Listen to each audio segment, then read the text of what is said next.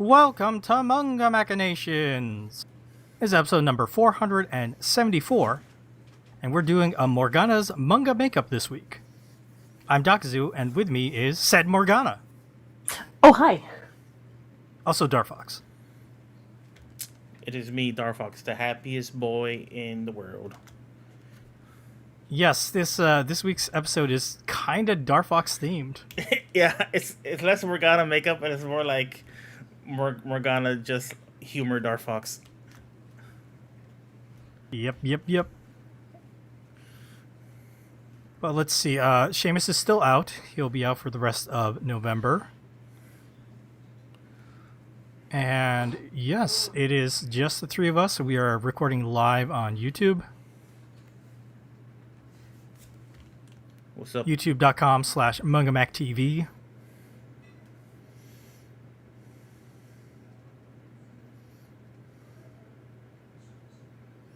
My feed is always behind, and I don't know why it freezes up. It's very weird.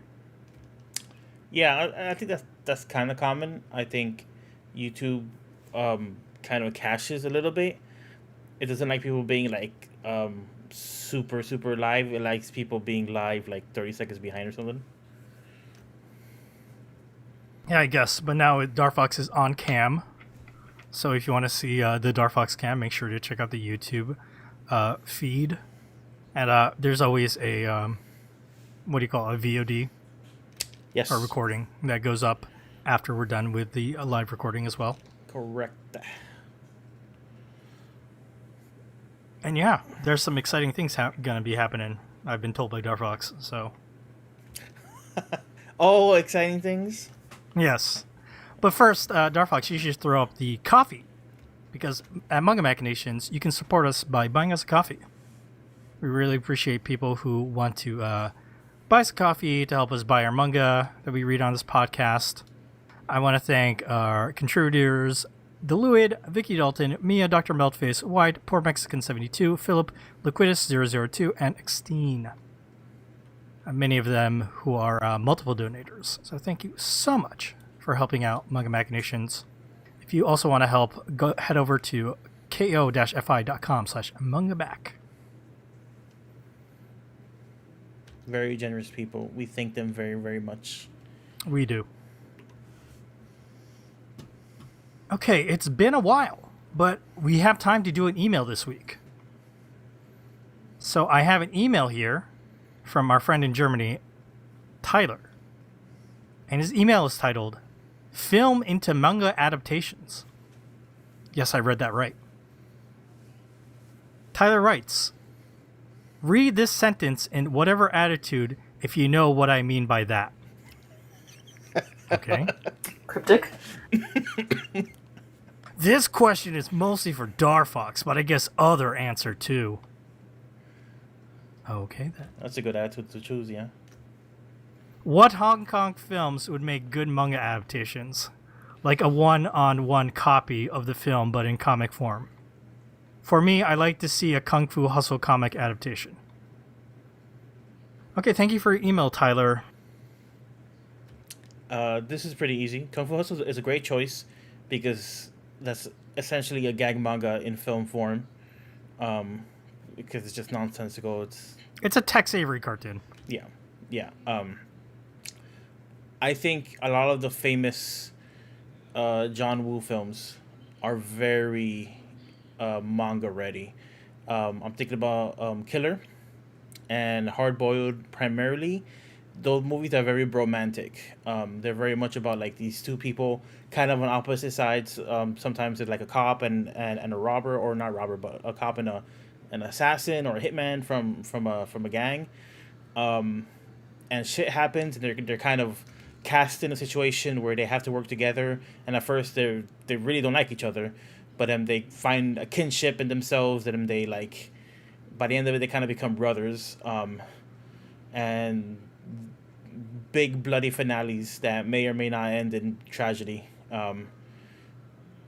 I think that's very well suited for manga, especially like a nice tight, maybe 12-volume manga at most. If it goes any longer than that, then it'll just become too ridiculous and too strained. 12 volume. Yeah. So I was thinking of like how long is Pluto, and that's 9 volumes, right? I think. But that was like an 8 episode, and each episode was an hour long. Yeah, yeah. I mean, like, I figured the manga would fill stuff out. I'm not just thinking of a purely a one shot. But I guess it could be a one shot. I don't know. Um, Besides some of those classic John Woo movies, um, hmm, yeah, you know what? I'm specifically like not thinking too much about like the classic action comedies that are kind of my wheelhouse, like the stuff from Sammo Hung. That stuff could be manga, fine, um, but it wouldn't be like truly best fit for manga. I think something more dramatic and something that has more like um, kind of emotional themes running through it would work best as manga, or something like Kung Fu Hustle. That's just cartoons, and it's just a bunch of gags and references to other movies and stuff like that work really well as well. See, I think this doesn't work. I think going from movie to manga is a mistake. There's plenty of examples of this, and I just think Are it's there? it's not that great. What's a example? Remember that Masaaki Yuasa movie that the one about the surfing that you read the manga of and you hated? Oh, yeah. Yeah. Also, Ride your not wave. not a movie, but the Cowboy Bebop manga. It's not great. Yeah, I don't. I mean, I think you can do a manga adaptation of a film or an anime, but I think if the anime or the film comes first, the manga feels too much like a cash grab and not enough like its own distinct piece of art. That sometimes you lose a little bit of, I don't know, something. Like I said, I don't think it's impossible. Yeah, I mean that's basically what the Ride Your Wave manga felt like. It felt like, um, Like they were riding that wave, yeah. getting that dough. Well, it felt like the committee, whatever the committee was that got the movie funded, was like, okay, we'll make a movie, we'll release a manga, and then we'll make a music video, and that's what we'll do, and that's just like that was the mandate, and then they made the manga whether they wanted to or not, and then the manga was just like it's like a work for hire kind of thing. It's not that interesting. It doesn't feel um I hate to say worthwhile, but it doesn't feel like worthwhile work. They're like, oh, you should seek this out. I think the movie you should seek out. I think the manga is just kind of boring. like often you get adaptations into manga from books, and I feel like that makes a lot of sense. Obviously, like there's tons of light novels turned into like manga. Hmm. Something that doesn't have like a visual medium attached to it that gets that added visual medium, or obviously going from manga to anime, movement to those visuals. Aren't you just subtracting things if you like go from like a Hong Kong film to like drawn art? I mean, the cop out answer is that it depends. I think that the emotion on the page of a manga can be powerful in a very different way than like the emotions in a Jang-won movie. Um, I guess if it's like you said, Dar, if they're expanding on certain characters or giving them more side stories or stuff like that. Tyler came up with this question after reading Disney's Big Hero 6 manga. It's one on the same film, or it's one on one same as the film. So it's just page by page, panel by panel, scene by scene, the film.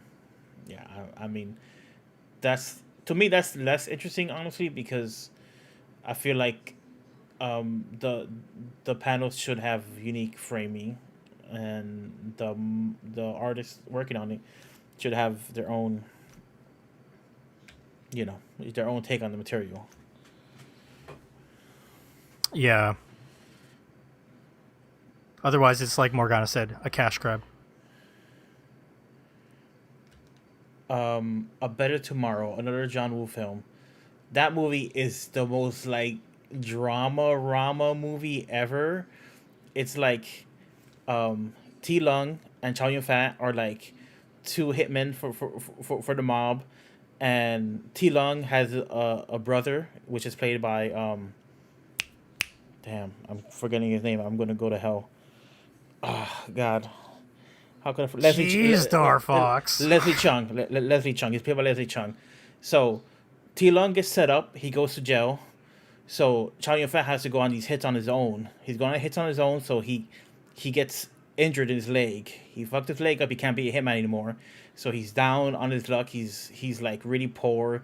He's washing cars. Everybody treat him like shit. So when T Lung gets out of jail, he reconnects with Chow Yun Fat. And T Lung at this point he got screwed over by the mob. He just wants to live the quiet life. He's happy he's alive. He's happy his friend's alive, and he's happy his brother's alive. But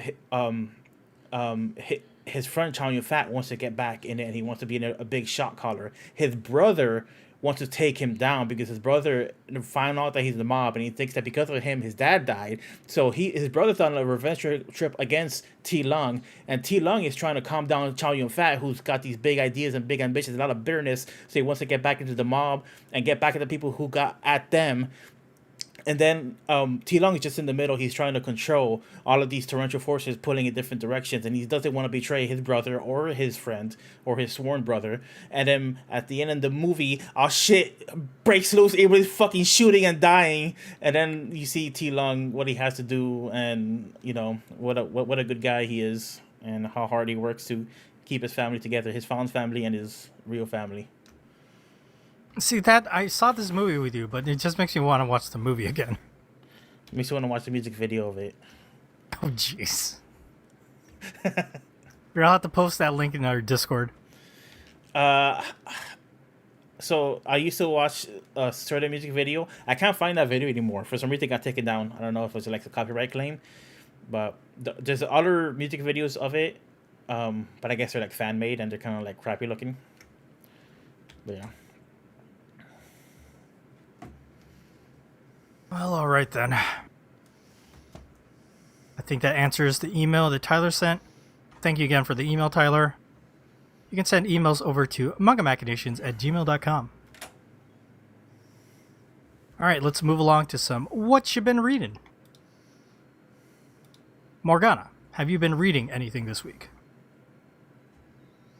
No, but I do want to mention I went to the library today.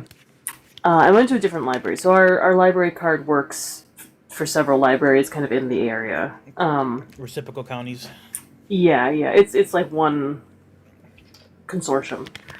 So we tried out another close by one, and it's great.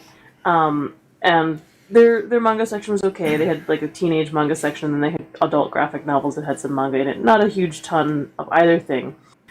But the teen manga section had some like really old out of print ones that I picked up just to flip through, which is great. So go to your library and see. They might have weird out of print stuff. In this case, it was one of those Harlequin pink manga that's printed in pink ink.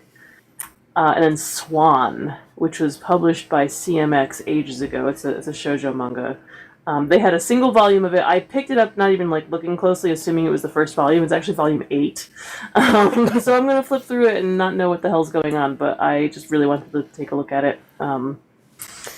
But I also wanted to mention another cool thing about libraries, which I don't know if I've talked about this before.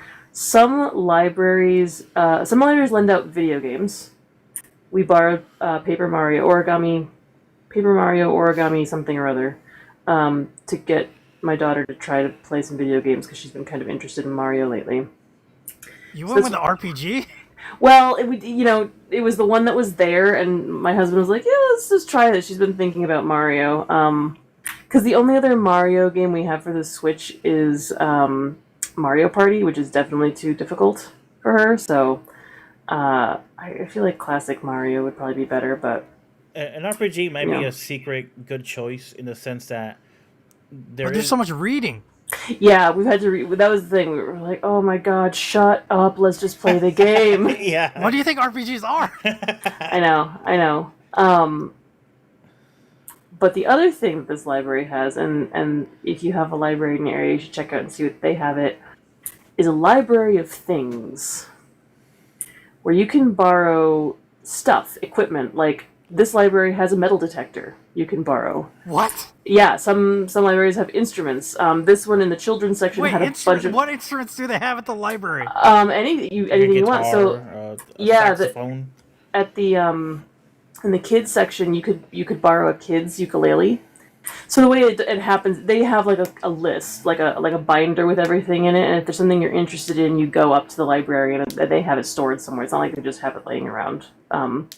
But you can request, like they had with the kids. I didn't look closely at what they had in the adult section. My husband looked at it, but in the kids section, you could borrow like a kit for airplane travel, like to like keep your kids busy on an airplane, or like here's this like math kit, here's this STEM kit, like you know there. So your library, it's a great source for your manga. It's also can be a source for your video games. It can be a source for like any just Instruments. instruments. Yes, instruments, technology, a metal detector. I mean, you know. My husband was like, I'm going to borrow that metal detector one day because here's the thing. Most people buy their metal detector, they use it 4 times, and then they never use it again, which is exactly what I would do. So I'm just going to borrow this from the library and have it for a couple weeks and then have to bring it back. Wild shit. Yeah, Wow. It's cool. I've heard a library of things, and I'm like infinitely jealous of any library that has those because it just sounds super cool.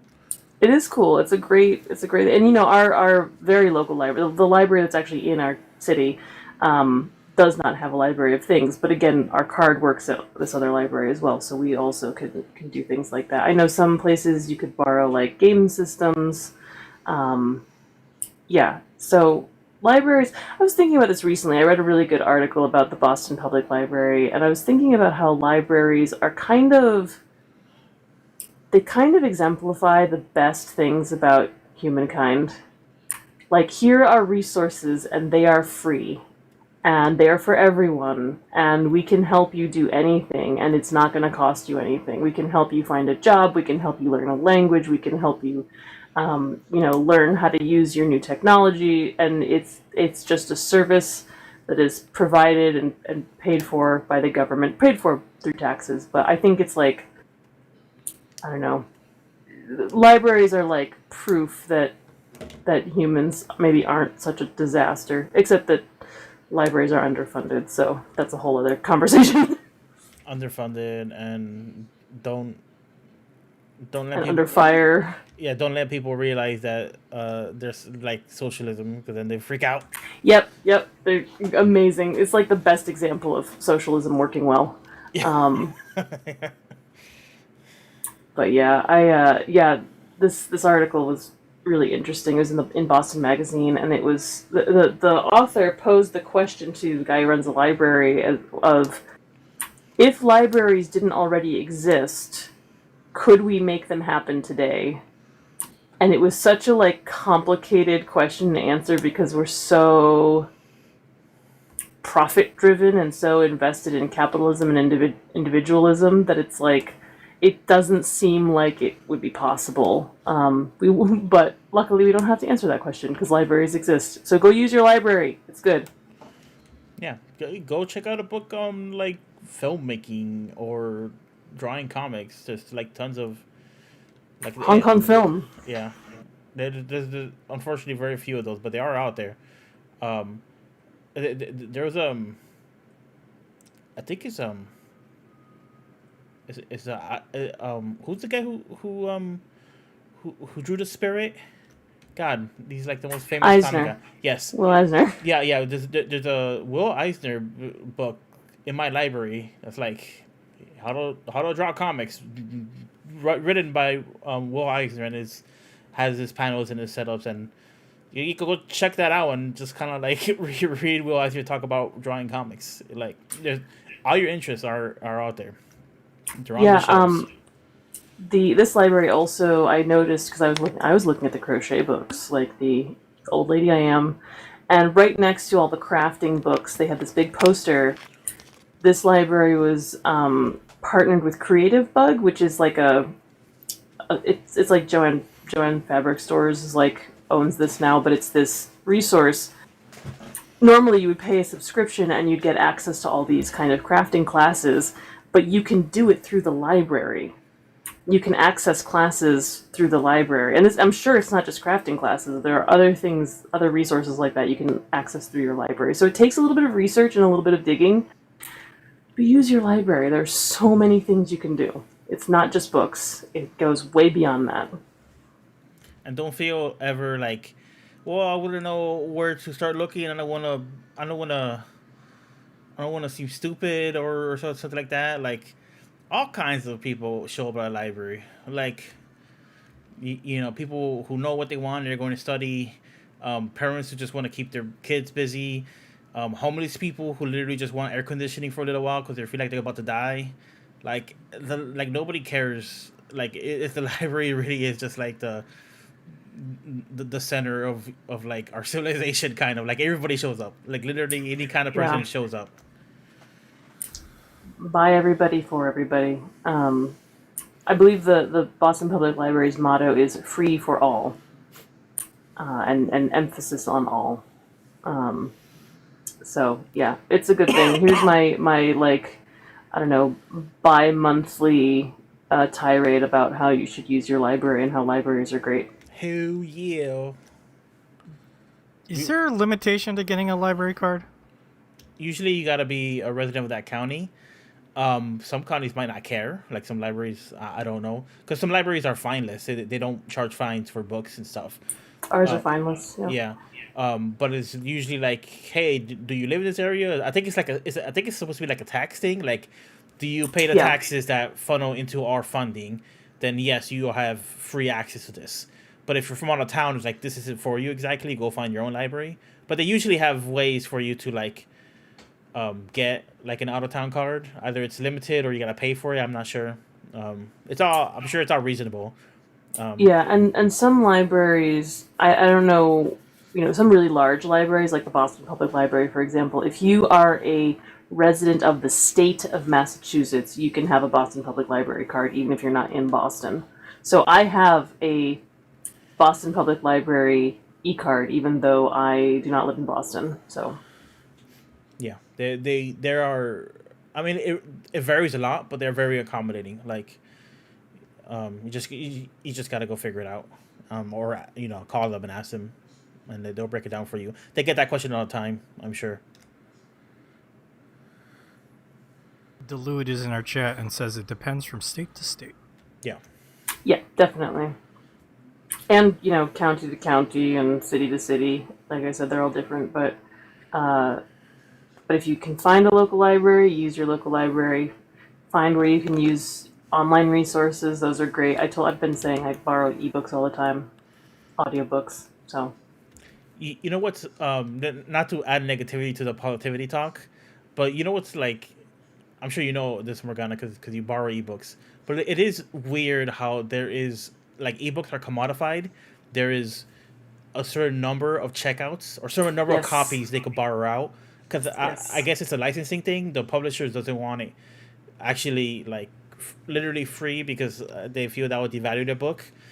But they license out, like, 5 copies, digital copies, to a library. So if 5 different people check out that digital book, the 6th person can't get it, even though it's digital. It's infinite. They could do it infinite if they wanted to, but they don't. They legally don't have the license to distribute that 6th one because they were just given 5. yeah. Yeah, I've been on hold. I've been on holds for ebooks and audiobooks all the time. The other thing is, so sometimes libraries will have certain books that are always available, and those are usually in a different category, like on Libby or whatever you're using. Hoopla is another app that some libraries use. They don't all use it. Those are, you can borrow anytime. There's no hold. There's no wait on any of those. So that's their model. And again, yeah, it has to do with licensing. It has to do with how many people check them out at certain times. I don't really know the intricacies of it, but yeah, it's weird. Librarians, I think, it really frustrates them. So Yeah, it definitely frustrates them because for the layman, it makes no sense. I think if you think about it, it makes plenty of sense because people got to get paid for their work, and like publishers have people working and whatever, like. right. And if you think about like a physical book, okay, the library buys one copy of a physical book. It's lent out hundreds of times, but there's still a finite life to that book, right? Like it will eventually crap out. So, and libraries pay more for single books than the average person most of the time. I'm pretty sure like a library edition of a book is like $60 or $70, or it's more. It costs more. Oh, this sounds similar. I used to work at a video rental store when those were still around Yes. back in college, Those and days. yeah, it was crazy how much it costs to buy like a copy of a film for rent. Exactly, because they're losing money, right? Because people are going to rent it instead of buying the physical copy for themselves, so they need to kind of compensate for that loss. So a book for a library costs a lot more than it does for your a casual reader. Some most of the special time. movies cost like over $200 per copy. Yeah, I think I Damn. remember seeing an ad for like Akira that was like hundreds of dollars Yeah, back in the 90s. yeah. It's nuts. It was nuts. They don't exist anymore. Pour one out for Blockbuster, y'all, and your local video store. Monster Video was the one I would go to when I was a kid, and then they screwed my dad over with a deal, and then he said never again, and we started going to Blockbuster. It's one of my it's one of my earliest memories, weirdly enough. Like Okay, wait. I want to know this. This is a tangent, but I'm going to go into this tangent. Yes. What is this? What was the? How Okay. did your dad get screwed over? So I think it's like my dad's fault. But like he basically acted like a Karen and he got angry at them. Well, with customer service, there's always a range of ways you can handle stuff. So they're probably rude to my dad, I assume. Because my dad's relatively chill. My mom is the one who would be like very like whoa, but whatever. Basically, it was just typical like rent 10 movies and you get the 11 free kind of thing. So like my dad like made an effort. We went there like multiple times a week and he rented a bunch of movies. But then they said that the system changed or something like that. And I think what they were telling him was that the promotion ended. So like when he was checking out most of the movies, the promotions was on. But by the time he got to like the free 11th one, the promotion ended, so it didn't apply. And I think that's why he got pissed off, and we never went to Monster Video ever again. Which is, to be fair, I mean, like, if I was a manager there, I would just give him the free rental. Like, well, you know how to be a stickler. It just depends. I'm gonna say maybe your dad was being a dick, and the person working there was like, "I would have given this person a rental, but they're being a dick, so I'm not going to." That's unlikely of my dad. My dad wasn't ever really just like a. If anything, maybe the manager was just being a hard ass. Yeah, it's like, we don't do these anymore, guys. Just say no to everybody. If anything, my dad had the issue of like not speaking up about stuff because he just like didn't want the hassle. Usually. Oh, so he silently like said okay, or he accepted it, and when he got home, he was bitching to you. He was like, "Never again." No, I think in this case I do remember. Like I have a very vague, faint memory of him like actually like arguing with the people after like they told him They no. told him no more. Yeah. Very early memory of Dark Fox. Hey, I got plenty of stories of working at a video store, but we'll save them. Morgana, thank you. Sure. Yeah. Just gotta rant about libraries every now and then. Every now and then. I think we should keep a tally of these and make a supercut, just like a 5-hour long video or like 2023's library conversations. Morgana screams at you to use the library and bask in the power of socialism. Maybe it's a t-shirt we should make. Morgana's like, use your library. All right, let's move along from Morgana. Darfox, are we gonna get a live eating that box on the stream? A live eating? Yes, it's just right here. Okay, so I kind of assumed I had eaten poke before, but I think I have never eaten poke before. This is wild. So recently we went to, or recently, literally like a couple hours ago, Amber and we went to Gainesville, and we went to the Asian market they have over there. I think it's called Ensem or Emmons. I'm sorry, I don't know the name of it. I could look it up. And actually, I have a picture I can share. What the random shit. I didn't buy anything like interesting. I just literally bought like trash and like snacks. Nerd food, Trash. yeah. I always feel so. We do actually sometimes buy like real food from the local Asian markets, but so frequently I go in and I buy like weeb shit, and I'm just like, man, I feel like I'm 12 again, and I'm being super judged by everybody here. Yeah, no. So when we were leaving, fuck. When we were leaving, I saw like a Asian family walking in. There's like this kid, and he was looking at us as we were driving out the car. And I said, when I was a kid, and we would go to like Hispanic markets, I never saw like Hispanic weeaboos walk in and like white people walk in and like excitedly buy up all these like Hispanic snacks. Right. And I'm like, I wonder what it is to be that kid who's like, why are these people who are different from me, or they're like really kind of shyly excited about like my food, my family's right. food. Like I don't have that experience because like they aren't Hispanic-aboos. I mean, they are, but like it's not like it's not like weeaboos. Well, whatever. No. So Yeah. Go ahead. I was gonna say we have a I mean, I've always gone to Asian pretty much ever since I got into anime. I would go to them. There's one. I grew up in Connecticut. There's one in West Hartford that was huge, that we used to go to all the time. But again, I just get like Pocky and chocolates, and a couple times we would get like frozen things from the aisle, like dumplings and things. But my husband cooks most of our food, and he's pretty adventurous, and we're pretty adventurous eaters. So I mean, for white people, right? So we actually do shop sometimes, but I always feel like such a like, yeah, like, am I being weird? Am I like encroaching on some like? I want to buy their stuff. Like I'm giving them money. Like I don't know. Yeah, I think it's easy for us to kind of think that way, but I think like it's probably this is me assuming and making a guess. It's probably a surprisingly small amount of like just pure weebs going in there, Right? Because there is a lot of ingredients, a lot of stuff that isn't too common in regular markets, and like I bought a lot of crap and it wasn't that expensive, so it's also like priced pretty well. So I think ultimately they don't think that. I'm sure they've probably come across like people working in the store have probably come across some real like weirdos who just geek out and just do weird things.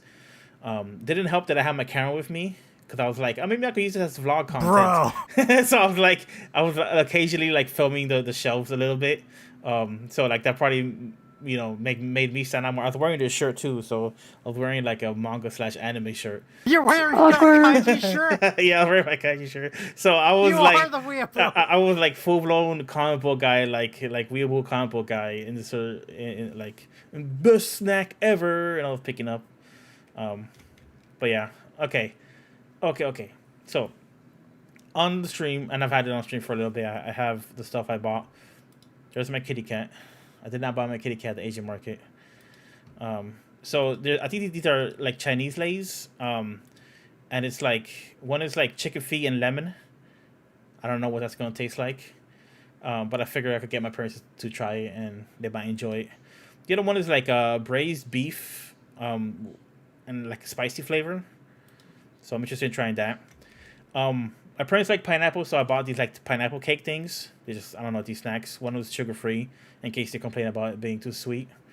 Pocky, of course, which we're going to have a live taste test in a few seconds. Okay, what is the yellow Pocky box? That is... I don't recognize that one. Banana, yeah. Banana. Bruh. Like a choco banana, I don't know. At least you got a box of the best. Straub? Is that strawberry? No, it is not Oh, strawberry. the almond one. Almond Crush. Yes, I got almond that- crush is the best I one. got that for my mom because she likes almond a lot. Oh, did they have the green tea one? Because that one is really good. I didn't. They might have. There was a few I didn't really look at or get. But It's quite the variety. It is. Yeah. Sorry to interrupt. I just No, want no. to say when in like 2002, when I started going to the Asian grocery store to get dumb weeboo snacks, my options were chocolate and strawberry, like full stop. Now there's like everything, and also you can get them at the regular grocery store. Yeah. Up here, they sell Pocky, they sell Yan Yan at the grocery store. They sell Hello Panda, those like chocolate filled panda cookies. You can get everything. Oh yeah, you go into the Oriental food aisle and they're there. It's also the the Mexican food aisle. international food, yeah. Mm-hmm. This is a random thing to say. And on Publix, it used to be called ethnic food. And when my dad would pronounce ethnic food, he would go ethnic food. It was really like, for some reason, it's just like the best way he could pronounce the TH sounds for ethnic because he didn't speak English. He speaks very little English. So he goes ethnic food. It always seemed like he was like coughing or hacking something up when he was saying ethnic food. But now they call it like international foods because that's like a far less abrasive term than just saying like ethnic More, foods. yeah, a little more PC. Yeah. What are these called? I forget what these are called. The little fish cake with the bean paste in them. Taiyaki. Yeah. So I got some of these. So. Oh, you said fish cake, and I was like, Oh yeah, it's not actual fish cake, but it's shaped in a fish. Yeah. yeah. So I'm excited to try these. I think these are actually going to be like a hit at my house. Do you like red bean paste? Yeah, I've had it a couple times. I like it. I don't think my parents have ever had it. I feel like Hispanic people get freaked out about sweet beans. Yes. The first time I had red bean, I did not like it. I now love it. So The one I had was it's not that sweet. I don't know if this is just like a Japanese palate thing where it's not like like American foods are jacked up on like sugar and flavor, but like it wasn't that sweet and it was a little bit kind of grainy, like the paste. Yeah, it's salty because yeah. it's beans. Mhm. Yeah, so I like the texture. I liked it, and I'm not the biggest sweets person, so I liked that it wasn't that sweet. I have this Korean corn dog, like street food style. I don't think it's actual any hot dog in this though, because it's just says Yeah, it mozzarella looks like a cheese cheese dog. and That rice looks cake. awesome. So I wanted to get like actual hot dogs in them, but they all said they had like fish dogs, like fish meat in the hot Okay, dogs. don't do fish dogs. Fish dogs Yeah. are people are like fish sausage. This should be okay, and people get really freaked out about that because Yeah. I feel like that's actually like kind of weird. Yeah, my dad doesn't like fish, and in the off chance that it smells like fish, I don't want to stick up the joint because my dad really does not react well to the fish smell. It's basically like a trauma trigger for him. I won't get into it, but like fish Sounds like Seamus. fish is like delicious. fish signifies the dark part of his life, like literally. I'm not like even playing. So like fish smell like my mom and I my mom and I, for some reason, that's three people. We like fish, and Man, Vicky is gonna love this episode. There's so much food talk. Yeah. Okay, we're almost done. Okay, and then finally, I got some gyoza over here. So I got this one. I got two bags. I actually cut off the second bag. It's on underneath it to the right. This bag on top is pork and cilantro. So I'm interested and excited to try that out. And underneath, I think it was just I forget if I got beef or chicken, but I got something that wasn't pork because I already had the pork one. And the black bag underneath, that one, it says pot stickers on it, so that one seemed more like a Americanized kind of product. So I'm interested to see if there's a big difference between the two. The one on Okay, top. the yeah. one on top might be boiled gyoza, so you might want to just double check the cooking ingredients because traditionally, those Chinese dumplings they are boiled, Yeah. and the pan fried ones are what you do with like the leftovers the next day. So that's my haul of the Asian market, and now the moment of truth. The moment of tooth. What is this? The OP of like that fucking skating anime that everyone loves. Wait, skating? The anime? BL one? Yeah. Oh, You're okay. on ice? Yuri Yeah, on Ice, Yuri on yeah. Ice. The moment of truth. We were born to make history. Oh man, Yeah, that guy sings truth like tooth, and I always sing it loud, tooth. It's a good anime, though, guys. It's a good is. anime. It's great. All right, so let me go back to my main cam. We're gonna have some Pocky. I guess I should start with the original chocolate Pocky. You know, they changed the recipe for the original Pocky, and before, like when I was a kid growing up in the 90s, they had way more Pocky in that bag. They had a I shit ton, bet. and they cut it down. Now it's like 5 sticks or something. The almond one will have this like looks pretty 5. good. It's going to be very little.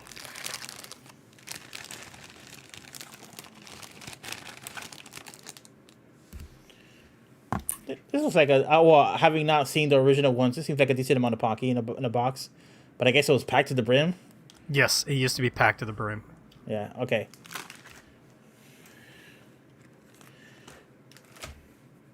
I have in my hand probably the most famous Japanese snack, at least in the States, the Pocky. Now, let me go in. Okay, here we're just going in. Pocky. Wow. I can't believe Darfox has never had this. It before. really does make the Pocky noise when you bite into it. Pocky. It's just chocolate and a biscuit, man. Yeah, it's Yeah. delicious. It is delicious. I could see this being very hard to stop eating because it's kind of like nothing. Once you open it, you should eat the whole thing. If you save it, you're doing it wrong. Yes, it's pretty. Simplicity, man. Sometimes it's just keep it simple. The best ones, though, are the green tea ones that are like double dipped, so they're like extra thick, like cream on them. There's like a lot, and it's just that like kind of bitter matcha flavor. Should I try any of the other ones? Or If you want, I've never had the banana one, but I don't love bananas. So, is it banana with a chocolate stick? Is that how it? I think it's banana cocoa biscuit flavored. sticks. Yeah, the Okay. sticks are chocolate. Yeah, Yeah, you might want to try that. The strawberry, everyone likes the strawberry. I'll say the I love strawberry. strawberry. I'll say the strawberry for a special occasion. And have some friends over. You know what I'm saying? I got friends. Yes. Why? Because it tastes like kisses. Strawberry is my go-to. That's what they say. They say your kisses taste like strawberries. Not my kisses. My kisses taste like hot dog water. What? Gross. I don't think you brought that up on this podcast. That's like a very specific, like, our other online community joke about Darfox and hot dog water. Yeah, it's recurring. It happened because we were playing Team Fortress 2 or something, and then my mom came into the room and she told me something, and it annoyed me, and then I felt like one of those really bad ungrateful sons that yell at their mom like, "Mom, bring in my chocolate milk."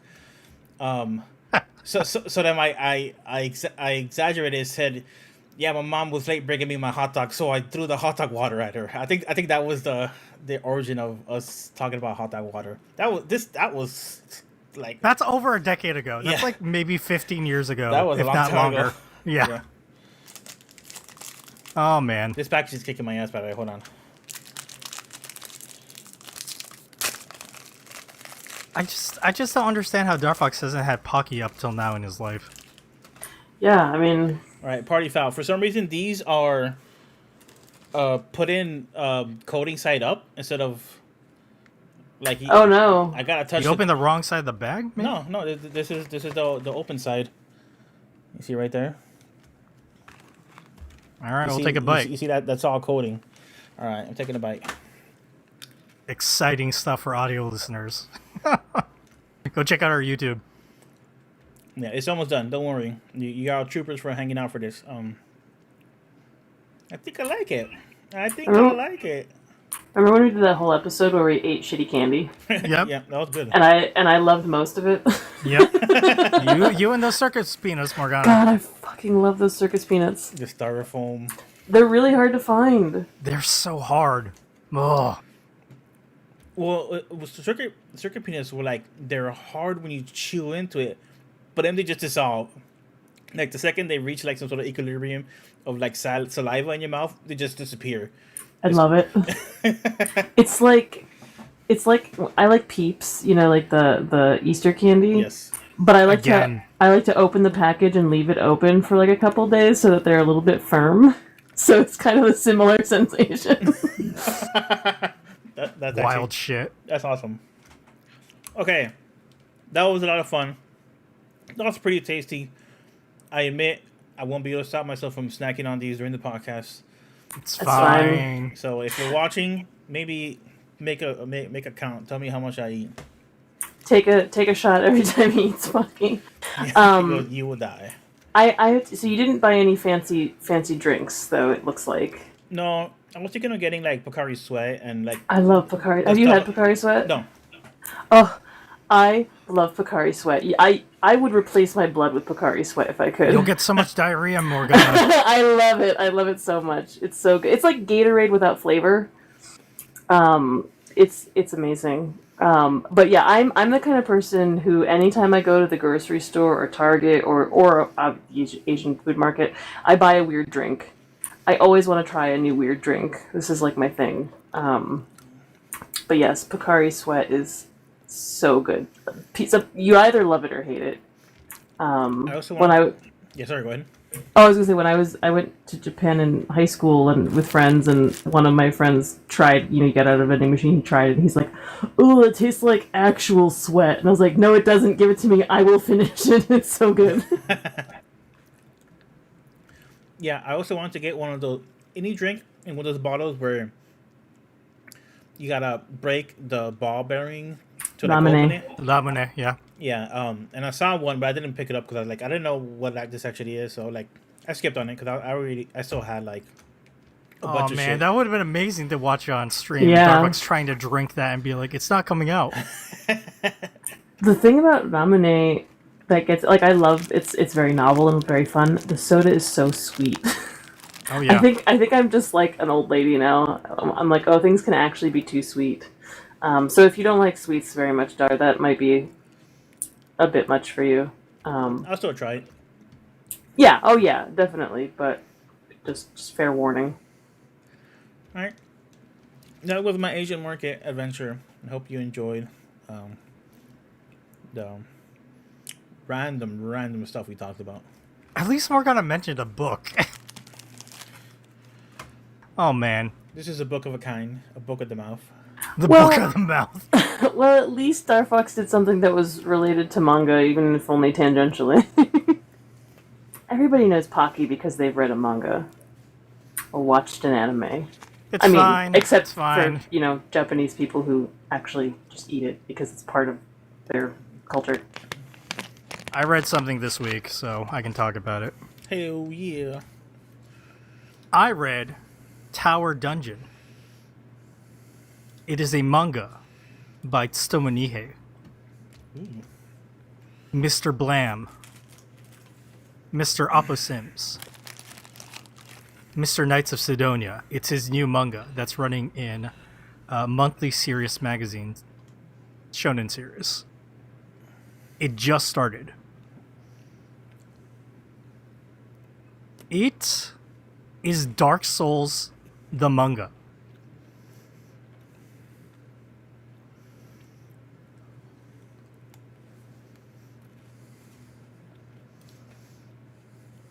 I sent over a link to Morgana and Darfox for their little website post over on shonenseries.com. There is a oval button on the left side. If you click on it, you'll get just a couple pages. And I wish there was more. Because as you look at it, it's very close to like his art style for Opposims, which is like his refined art style that uses a lot more whites than the blacks they used to do with Blam. But it's like it's Nihei's architectural art applied to a fantasy story, and it's just like Dark Souls or Bloodborne. It's literally From Software, the manga. And this first chapter was 94 pages. It was huge. and it's all about how this princess is kidnapped at the very beginning and taken to the Tower of Dragons. And there's this young man named Yuva, who is on the cover of the magazine. Who is he's very strong, and he's drafted by his village to go help in the rescue mission. And it's the design of the Dragon Tower looks crazy awesome. It's basically a tower that starts in midair. There's no like part that's attached to the ground, and it just goes super high. And I really enjoy this. It's like the most basic bitch story ever, like saving a princess. But it's Stomonihe, and Stomonihe's art is fantastic. Darfox, you went past. As you can see on the sample pages, there's like barely like maybe 5 pages of Yeah, this. I was like, is that another manga I'm looking at right now? So I went back. That's that Versus manga I was telling you, the one that's written by one, about all the the different... the worlds combining. Yeah, okay. I do notice the emblem on the shirt looks a lot like the gun from Blam. Yes, there's a couple of Blam references. They climb into the tower, and the first big dude, the Tower Knight they have to fight, his mask is the safeguard mask from Blam. So I was like, Stomonihe throwing in a couple of like references to his earlier works. It's yeah. I would read this totally because I liked Stomonihe. And I will say there was very little TNA in this fucking manga so far, unlike Knights of Sidonia. So, Delua Tanihe's art got better. I miss his grungy ass Blam artwork The faces best, but look more mainstream and more like what you expect manga faces to look like. Mm-hmm. But yeah, but he always had that flair for his architecture. So yeah, I still like. Yeah, they look kind of weird and strung out in Blam, and I like that look. Yeah. I do think there's something kind of cool about this artwork, though. It's very, I don't know, loose in a way that Blam was not. Mm-hmm. Well, it's smarter. He's doing more with less lines. That's what he basically learned to do while doing Knights of Sidonia and also Aposims. So. Stomonihe is a good manga artist, and he's never done like a fantasy manga before. It's always been sci-fi. So this is pretty refreshing. But like I said, it's a basic bitch story. So I don't know what much to expect on the story side, but his art carries so much. I kind of don't care. I was into it. I wasn't expecting to be into it, but I really liked that first chapter that I read. So Tower Dungeon. Cool. By Stomonihe. Looks pretty good.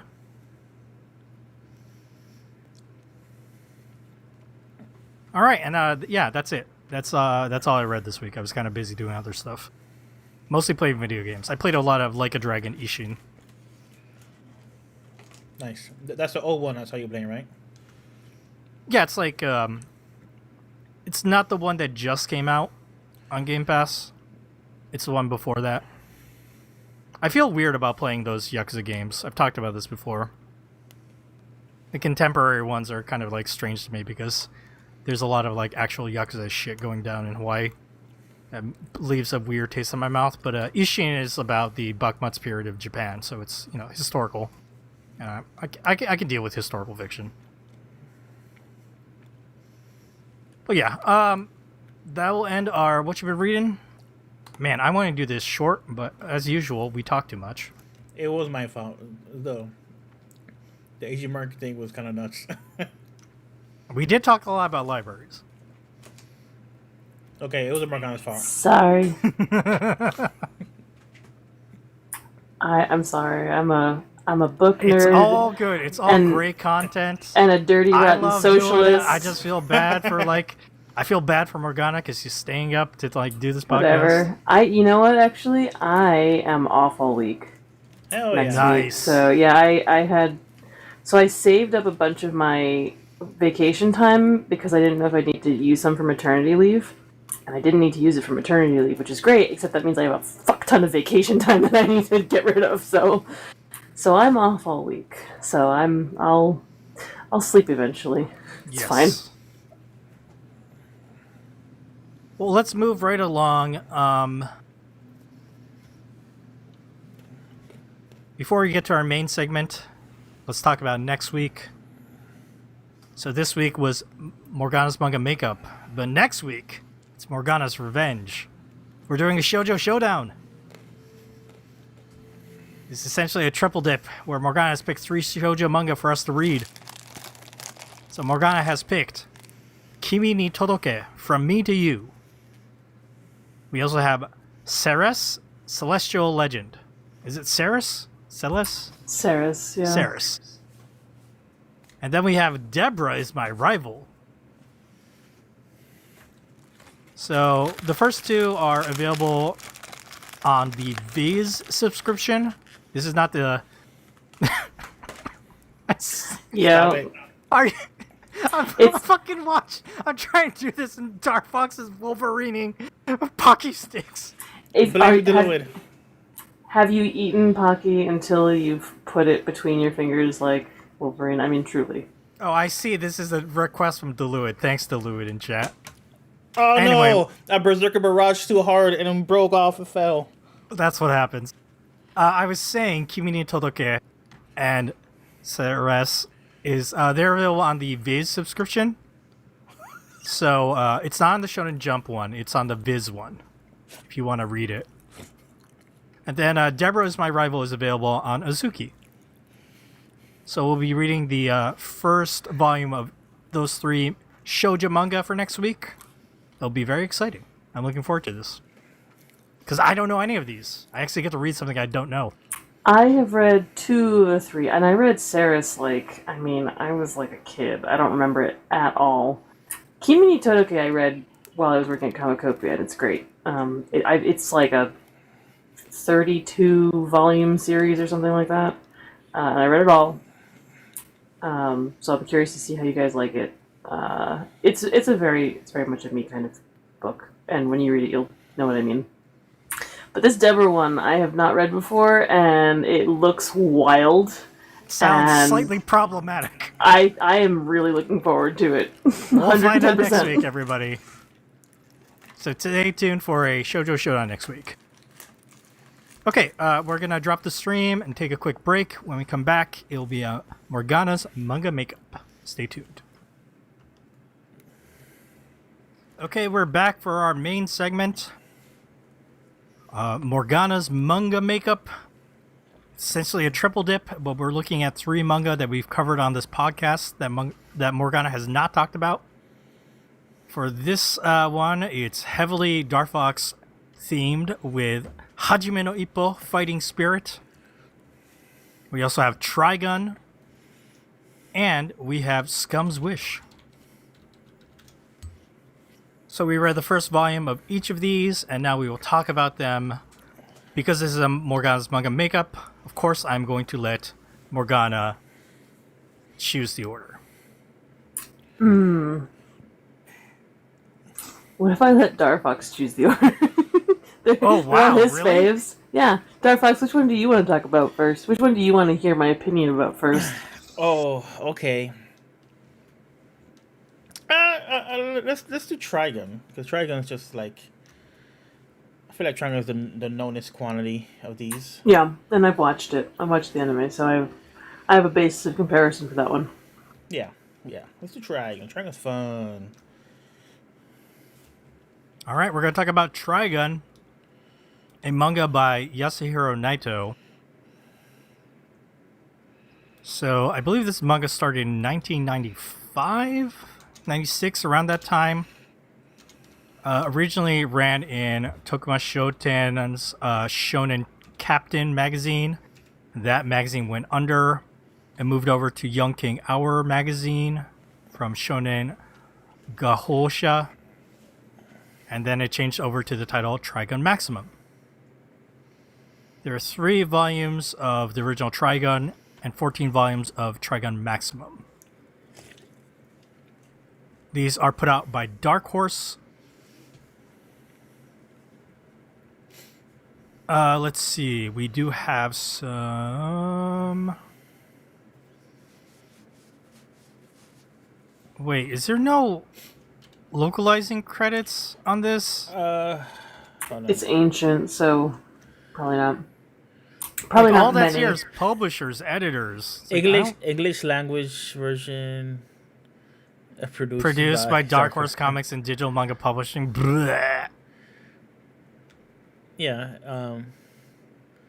The I information. mean, it's very obvious that this is an old ass like translation. So yeah, it's pretty old. It's okay for the most part, but there are a lot of things that don't hold up. wait. It's on the second page with the funny underneath cover thing. Yes, it is here. Okay, it's right here. Translation: Justin Burns. Lettering: Studio Cutie. Interesting. All right, I have some copy here from Dark Horse. Somehow, the past has placed a $60 billion double dollar bounty on Vash's head, and the gun-slinging pacifist can't seem to get away from money-grubbing, itchy, trigger-fingered citizenry. Find out why Vash is worth so much money dead. Find out why Vash is worth so much money dead. Okay. Feel the clumsy worry of the unfortunate citizens of the pulverous planet. Follow the follies of an unlikely hero in a forbidding world. Join Vash's stampede with his troubled past and uncanny ability to dodge a gazillion bullets and a cavalcade of unlucky characters on a dusty desert planet in the distant future. This copy, man, holy shit. That copy is really ambitious. That copy is using so much prose and like descriptors. This is like bad case of alliteration. They could have they didn't need to go that far. All right, well, now that Trigun, for the longest time, was only available in print, is now available through Digital Dark Horse. We looked at Volume 1. Now, Morgana, 1 and 1 being like 1 and 1.5 in, or wait, Right. or Yeah, two, yeah, two and a half, or no 1.5, 1.5. it's like 1.5 of the original, Yes. Tonko Bones. So, Morgana, you have seen Trigun. I have You seen are familiar with the anime. original anime. I have not seen the new one. Stampede, yeah. Stampede. Yeah, I've seen the original anime. And I think I saw the The is movie. it Badlands Rumble. Is that what it's Yep. called? Yeah, I think I saw that also. But it's been a while. And I've seen the original anime at least twice through because I watched it as a kid and then I watched it all again with my husband, a handful of years ago. So, Okay, what did your husband think of Trigun? oh, he loves Trigun. We both enjoy it very much, the anime. Happy report, Nice. you don't have to get a divorce, Morgana. Yeah. No. That was we watched it a long time ago. I think we had watched all of Cowboy Bebop, and I was like, all right, moving on to the other things that I watched on Adult Swim as a child that you somehow missed out on. What's funny is that I feel like Cowboy Bebop and Trigun have always had like a cross section of fans, even though they're very, very different in tone and art style. But I think it's just like the gun action, and they're 26 episodes long. Like I think it's like the length and the kind of the guns. It's like the one And they were- connection. And they were both on Adult Swim Yeah, in yeah. 2003. That's really, I think, a lot of it. But yeah, so I have watched Trigun. I do like Trigun. I have So do you guys know that piece of art with a black cat on it? It's just like it's a famous piece of art, like a black cat on a yellow background with some like text. It's called Tournée du Chat Noir. It's by Steinlen. I love that painting. I have T-shirts with a whole bunch of like pop culture references that are based on that, and I have one of Kuroneko Nice. from Trigun. Yes, Nice. I have one of Luna from Sailor Moon, whatever. But I have a Kuroneko one. That's cool. Morgana, is this your first time reading anything by Yasuhiro Naito? Yes, yes, it is. Oh boy, here we go. No, I'm kidding. Can you tell this dude likes Todd McFarlane? Uh huh. Also, Sure Rob can. Liefeld. Yep. 90s comics. Yep. Yeah, I I think he's a much better character designer than either of those guys. No offense. But yes, I totally noticed that. It's very stylish. There's a lot of very like. I could tell that Naito has his look. He has his aesthetic.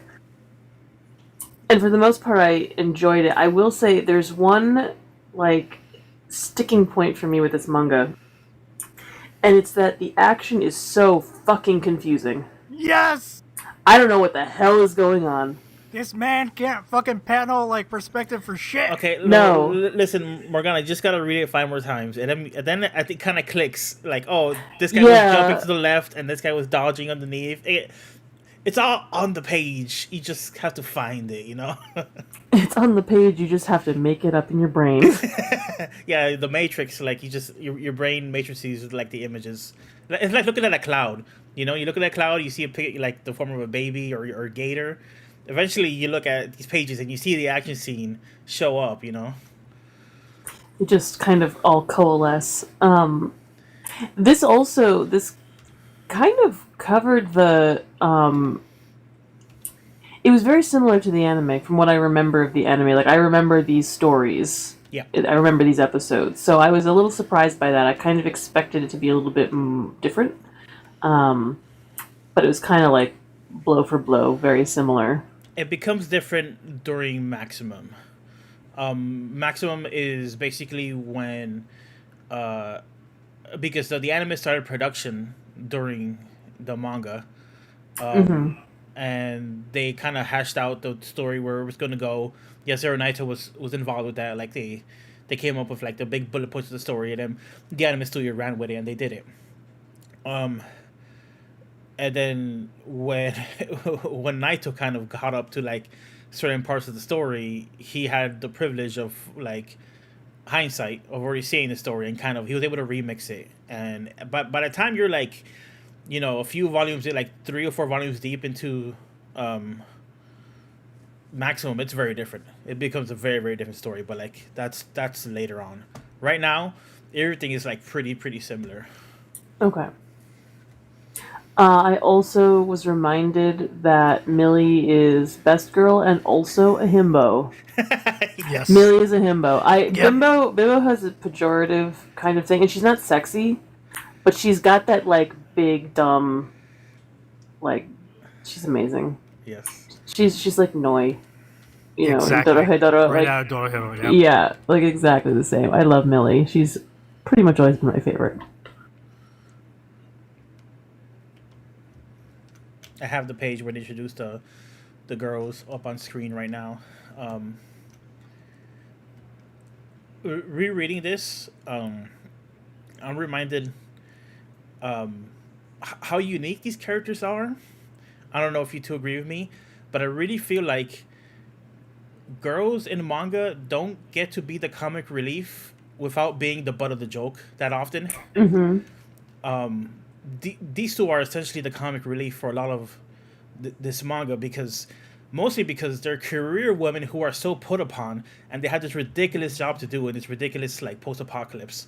They gotta follow around this guy who's so dangerous he's categorized as a hurricane, as like an earthquake. You can't put a bounty on him, and he's like super crafty and sneaky, and he could get past him in so many different ways, and just like Merle's high strung, I gotta get this job done because what she's so career oriented, and she's very professional. She wants to do her thing, and Millie in her like surprisingly wise but kind of goofball, blank head kind of way to go about things.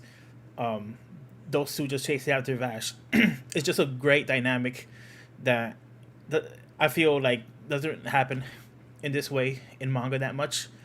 They're not really getting groped or skirt flipped, or like, I'm just trying to think of like comic relief funny stuff that happens with girl characters in manga. Yeah. And also for somebody who was influenced by 90s Western comics, they're not buxom, sexy, like, and and manga at the time too had a lot of female, especially manga for men, had a lot of female characters that were. I mean, manga always had sexy characters, always does, always will. But there's no real TNA. Despite a very strong aesthetic that I don't think it wouldn't necessarily lend itself to that. You know what I mean? There's a lot of like kind of heavy metal magazine kind of, again, Todd McFarlane sort of extreme stuff going on that I think Naito could easily have leaned into that and gone kind of all out. And he does, with the Nebraska family.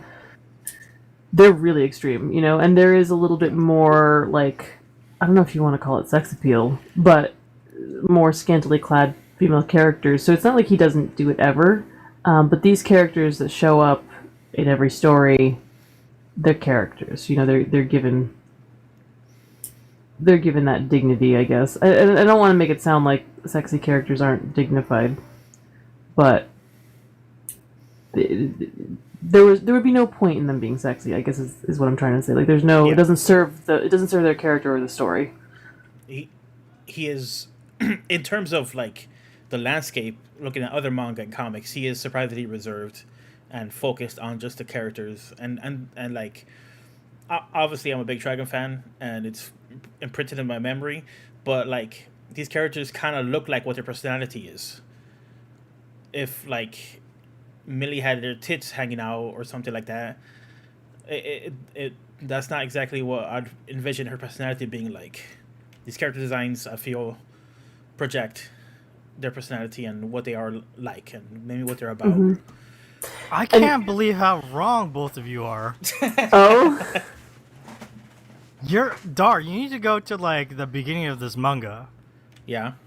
Okay, this man is an Eiichiro Oda. But the thing that you're both missing is it's not for female characters, it's for the male ones. Oh, yeah, that's fine. Fuck them. Who cares? Like, at the very beginning when, like, of this manga, the very beginning, it's like the 4th page in, right as, like, we're being introduced. You see a bunch of, like, bounty hunters in the street, and there's the really tall, bald dude. His chest and shoulders are so big, and his waist is eensy beensy teensy tiny. It's like a Nami. That's what it is. Super sexy. And his abs look like ridiculous. That's that Liefeld influence. Yeah. That's what it is. It's for the dudes. It's for the dudes. It's for the dudes. It's just that Naito doesn't care about women. That's why he didn't make that. That's what I mean. Like Millie and Meryl, they don't show up towards like from the middle to the end of this manga. They're basically gone. It kind of sucks. It's all about the male like characters. You mean in the run of Maximum, right? Yeah, throughout the entire course of, like, still in this like beginning of Trigun, they're like heavily featured, but yeah, there's a big part of the story where, it kind of just. It gets out of hand. It gets a little bit out of hand, and Morgana's half joking about saying Naito doesn't care about female characters, but I think that's the case. I don't think he cares about female characters. That's too bad, because now I don't want to read Maximum. Like, to me, I don't... There's no point without Millie and Meryl. Like, I know it's about Vash or whatever, but, like, they balance him out a little bit. He's kind of a... Remember when I was saying it's a lot of extreme here? Vash is very extreme. So I want to rebut a little of what Dagazu said. They're still main characters of the manga. It's just that the anime. So like the anime, you don't really have the issue that you do in some anime like Naruto, where it's like, okay, in this story arc of Naruto, he goes with the pervy sage to go find the next Hokage. And then when they find Tsunade, then there's a whole thing with Orochimaru and all that stuff happens over there. During that, you never see Sakura, you never see Choji. The Trigun anime doesn't really have that thing because it's a lot more self-contained. Each episode almost wraps up, even though there is a continuous storyline. But the Trigun manga does do those things where, like, okay, now you're gonna hang out with these characters during this story arc, and it's a lot more self-contained. Doesn't mean that Muro and Millie aren't main characters. It's just that, like, they don't kind of figure into it right now. You need to reread Maximum, dude. I've reread it like 3 times. I'm not exactly sure. When's the last time you read it? That was a few years ago, like a while ago. I think you'll be surprised how quickly they disappear. But I mean, they return. Like, it's not like they're written out of the story. It's just they don't feature into a lot of stuff that's happening because Trigun Maximum becomes a lot more fight manga ish because, like, that's what happens. And there's a lot of stuff that Vash and Wolfwood are dealing with that Muro and Millie don't figure into, but they kind of become the audience or the layman's point of view, because there's still the whole world or all the humans living on this planet, and they still got to deal with all the crazy shit that happens to the planet because of Vash and knives and stuff like that. There's still there's some great moments in Maximum that feature Muro and Millie. They're just not as much around compared to, like, it's because Naito's too busy drawing his like crazy action with way too zoomed in perspective.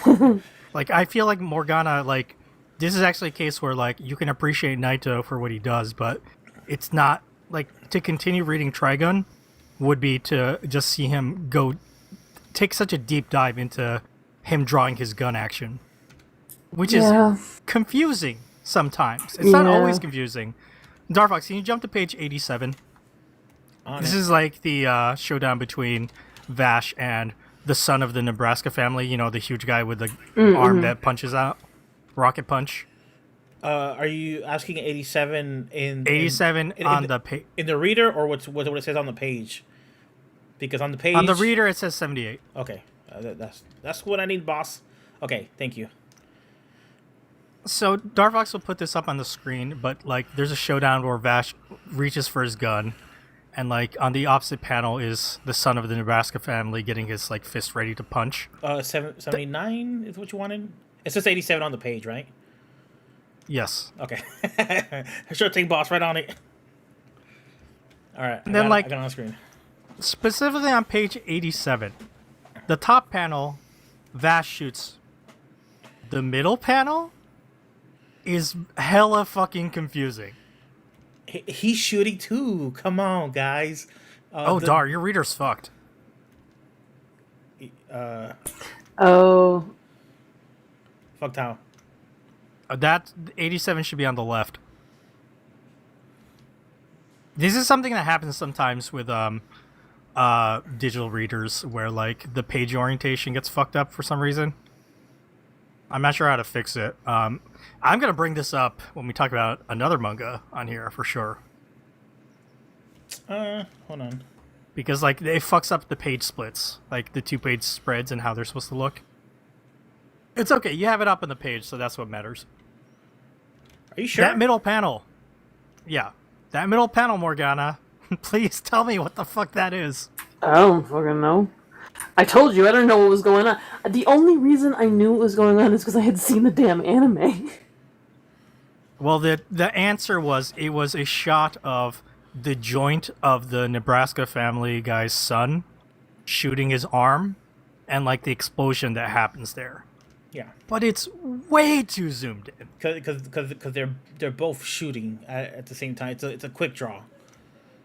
But it doesn't need to be that close. Keep up. Come on. Like, this is the problem with Naito. Sometimes he, like, puts his perspective at an angle or, like, way too close, where you just don't... You're like, what the fuck is this? And I think that would be fine if he did it occasionally, but he does it all constant. the time. It's all the time. There's a part during the Sand Steamer story arc. Vash accidentally shoots somebody, and he's like, "Oh no, And it's revealed that Vash has been fighting, as he does. He's a pacifist, so he never shoots to kill. And he injured this person because he was caught off guard and surprised. So he's, like, patching up this person and his stomach, and that stomach looks like the most fucked up thing you've ever seen in your life. It looks like It's like a mess. engorged. It's like a mess of abs. Yes, I did notice that.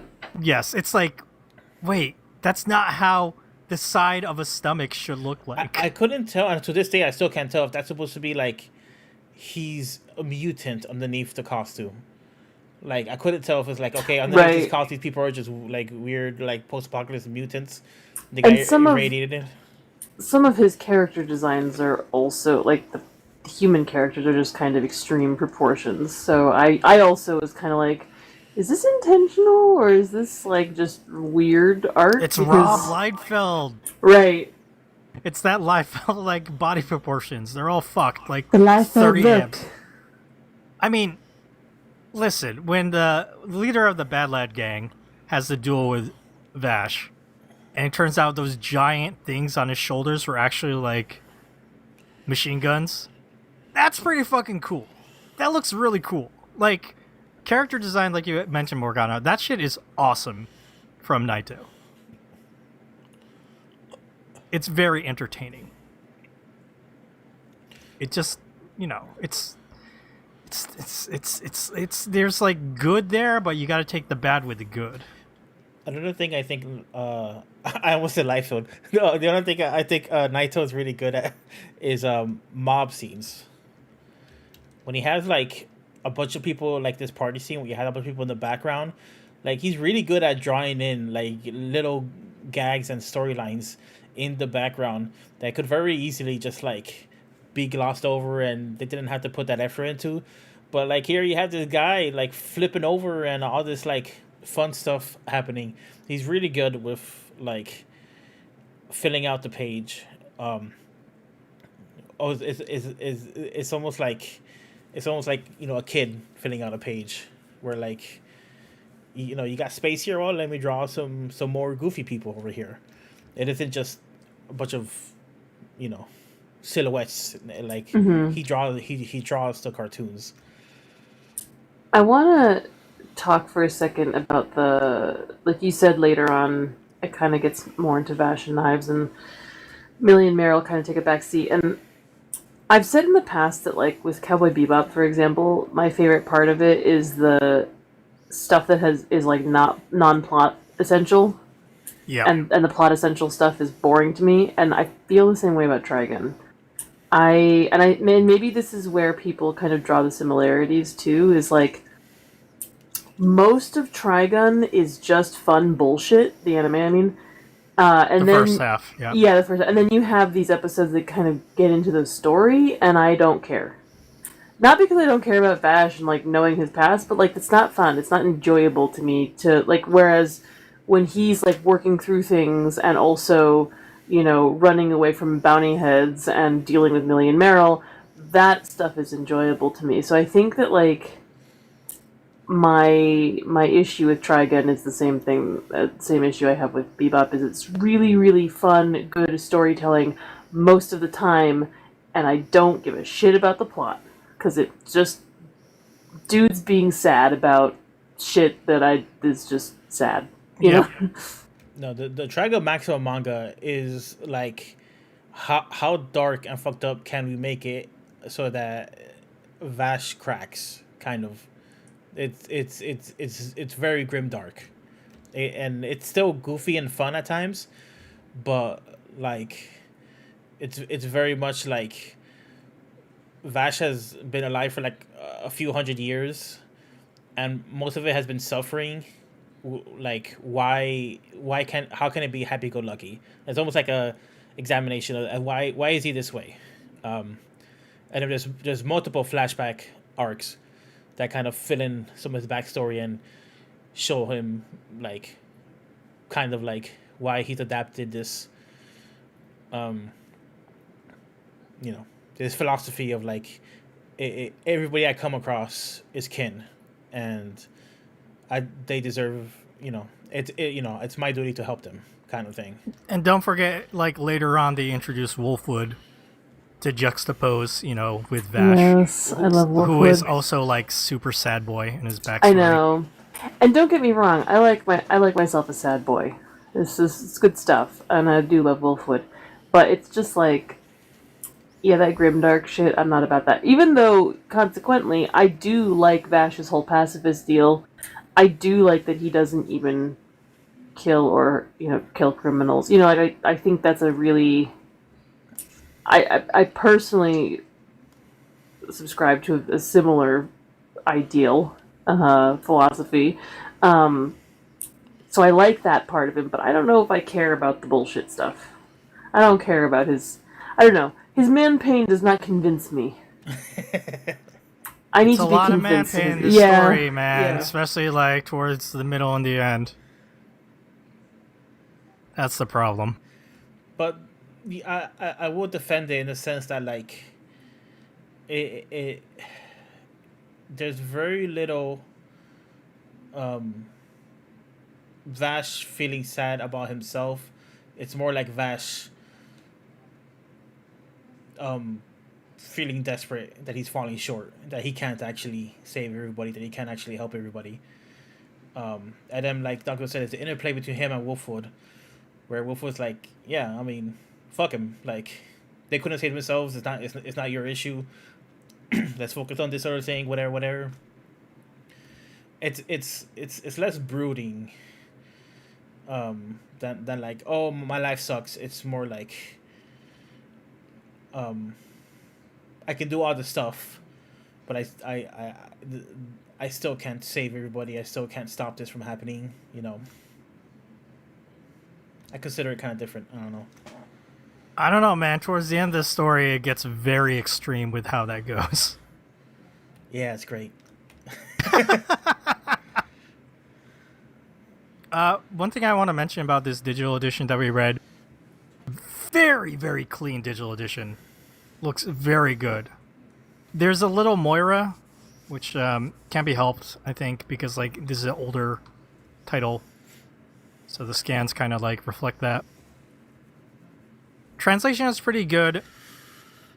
Lettering is good, but it was very inconsistent at one point. I think in the beginning, for whatever reason, whoever put in like the lettering had it like left side oriented. Did you guys notice that?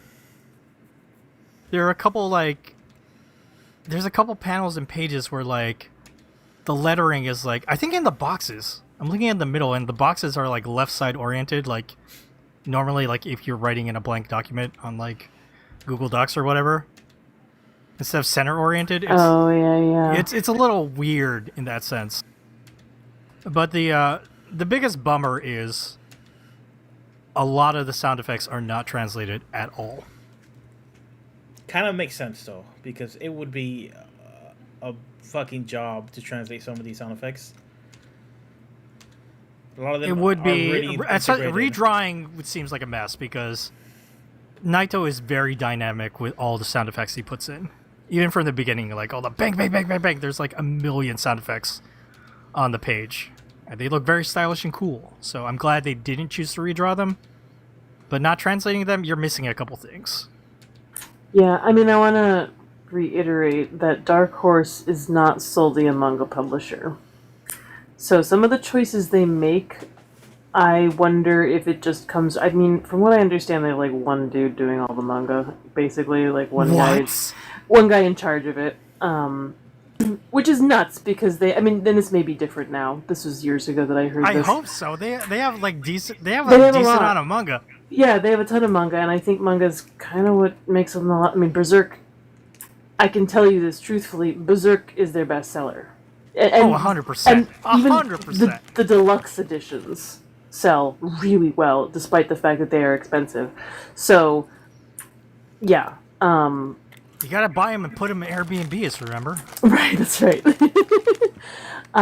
So... but I think sometimes the decisions they make are not coming from a manga publisher perspective, but a general comics publisher perspective. It shows. Yeah, and especially something like this. Again, this was translated a long time ago. It was out in print a long time ago, so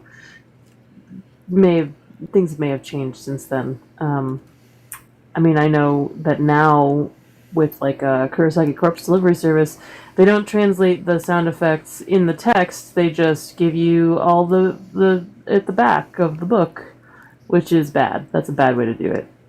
I'd rather they just like put a tiny translation like there on the page, just like an asterisk with like a little like this is what this says. I'd like I can't when I flip to the back of the book to find out they're saying The back of the book is, I think, the worst method.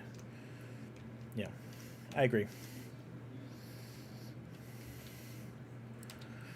I don't know. I think that it's a worse method, but like not translating the sound effects at all here. Oh yeah. that's also not great. Yes, No. As far as translating them, putting them in the back is the worst method. This is worse overall because it's not translated at all. Yeah. And like, sound effects are like just a big part of manga, especially the We'll manga talk like about this. that in another manga that we're gonna talk about today. So, but yeah, Morgana, you've heard me and Darfox debate about like Trigun and where the story goes. But yeah, for everything in this first volume, is there anything else you want to mention about your first Yasuhiro Naito experience? I don't think so. I think the thing that stood out to me most was the fact that it was visually confusing at times. This is nothing. This is I so know. tame compared to like how it goes in the future, in like future Trigun Maximums, and also in his current series Blood Blockade Battlefront. Like holy shit!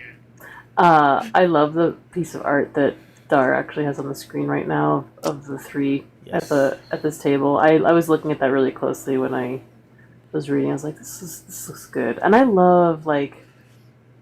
I don't know, I feel like it's a very 90s thing to have, like, scenes of, I don't know, your characters doing tranquil things in the middle of, like, an action-packed manga, or like, like, just random art that has no bearing on this. Not that it doesn't have bearing on the story, I mean, there is context here, it is in context, but, I don't know, it's just a nice thing. I like that piece of art. Look at the kitty too. Yep. Kuroneko-sama. I like how Vash is like taking shots and they're like drinking tea. What's he doing? Millie probably's got a shot in her tea. It's fine. That's what I would do. All right, nice, Morgana. Darfox, I want to ask you a specific question because you and I watched that reboot or that new Trigun Stampede anime. Stampede, yeah. What do you feel like after watching that, rereading this now? Because the events of Stampede take place before this. Yeah, kind of. It's a different story, but it's sort of the lore kind of mirrors in a way.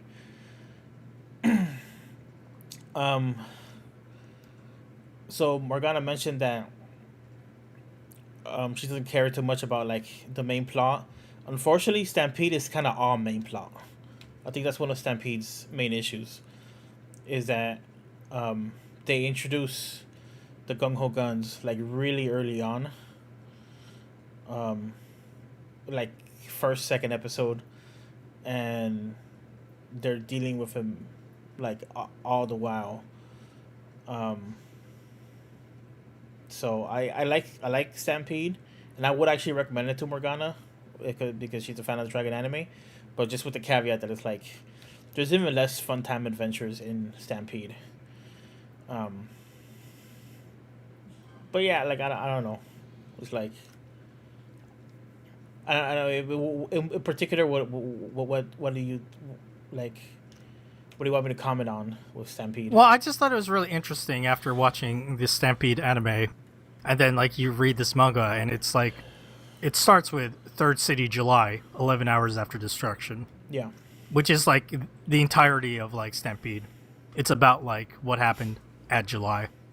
And that stuff does get covered in the Trigun manga, but actually just like seeing that anime now and then like rereading this, I thought that was pretty interesting. But it's different in the manga though. That's the thing. Like the flashback to July, is completely different in the manga, and like it is, and actually like a lot more heartbreaking in my opinion. And it's also different from the anime. Like the in the anime July, they state that Vash didn't kill anybody. He just destroyed the buildings.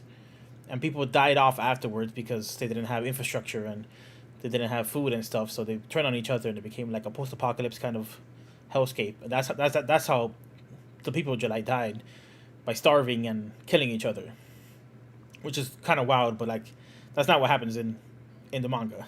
July literally got sucked up by a black hole that fast shot, you know.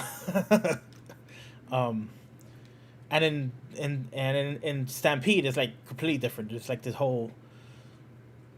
I don't even remember what it was. It was the whole like plant rem connection to like the other dimension. It's a very different take on like the plant stuff. It was interesting. I liked it, but I don't see Stampede as a prequel to this manga because it's just too different in my opinion. Okay. I was just thinking about those things as I was like reading this. Because, you know, Millie is not. Wait, is it? Yeah, Millie isn't in Stampede. No, Boo. she's literally like a post-credit, she's literally like a post-credit tease. It's like, oh, we got a new employee here, Millie Thompson, and then that's like the end of it. You know? Yeah. Because Meryl's teamed up with Robert De Niro. Yes. Yeah. That's the name of the character, Morgana, not the actual actor. The fuck? She's also not an insurance agent. She's a reporter. Yeah. Which is fine. I don't really mind that kind of change. Because it would make sense. Actually, it probably makes more sense. Like, what kind of insurance agent like follows around people like that? But I love that concept because it's so ridiculous. Yeah, and that's I do. And that's why I think like the funny, the humorous part, the wacky adventures part of it works so much better for me because it's just kind of all absurd. It is, but what if I told you it's all about like saving the planet and planetary like destruction? I mean, you know, I'm also Big into a good like let's save the planet / eco-terrorism / Miyazaki's been here / that kind of shit. I love that. I love, you know, I'm a sucker for that. I mentioned it when we talked about Parasite. So, you know, but like actually the story here about the older couple who had the land that was all green. Little Arcadia. Yeah. Yeah, was that in the anime? I don't That was remember not that. in the anime. No, This was a manga original. No, it was? It was, yes. Episode 14. That episode's kind of controversial because I think it's like right after they start introducing the gung ho guns, and then they have another like, fun time episode, or and that's focused on the girls. So I think some people don't like it, but I like Little Arcadia. It's a nice little story. Yeah, it also feels like a very like 90s anime, 90s manga, like sentimental bullshit kind of thing. And, Yes. And I'm into that, so it worked on me. Trigun is like 90% sentimental bullshit. It's like, it's so Love potent. it. Yep, love that shit. I want to reiterate, because we're probably not going to talk about Trigun in this podcast for like a very, very long time. It's time to get it all out, Dar. That like if people don't like realize, like Trigun really is like my shit. Like Trigun, like that's why I go easy on like Star Wars fans that are complete fucking weirdos, or those people who like cry when they saw like the Disney castle after coming back to Disney after COVID. I fucking hate those people. Like it's but like I try and go easy on them because that's basically me with Trigun, right? Like Trigun worked on me so hard, and part of it's because I watched it when I was like, I don't know if I was a freshman or a sophomore, but I was really young, right? But I was old enough to kind of think about stuff and think about, basic levels of philosophy and stuff like that. And just like scenes, I think it's episode 3, where Frank Marlin, I think, the gunsmith, he stops making guns because he basically takes like a non-interventionist idea or ideal That like if he does something, it could cause harm. If he makes somebody a gun, they could use that gun to hurt somebody, and then he has this philosophy of like he can't interfere because he like things should be equal, and if he starts pushing, then it will make something else fuck up wrong somewhere else, right? There's that scene where Vash is going to intervene on this bank robbery, and he's like why do you care, why are you going to like stick your neck out for these people? And he's like, you see that kid over there? That kid had like his mom had money in the bank that she was going to use to buy him a toy. Now she want to have a toy. He was like, do you know them? Like, no, I just actually made that up. And he was like, then what are you doing? Well, like, why are you going to like get involved in this bank robbery? And he goes, this situation is not equal. And then it shows like Frank Martin's face, and he's like all shocked. And then the fucking bongo song starts. That the composer from Trigun, I forget what his name is, but he's amazing. And then I get chills and I feel like crying, and it's like perfect, and it's like there's so many things in Trigun that does that to me. That is like the shit. It is my shit. And like I do really enjoy revisiting Trigun and thinking about like, you know, some of the philosophies like very sophomore-ish and very surface level. Revisiting the manga, talking about the art and its various inadequacies that Daguzu tried to slander, but he couldn't get it all right.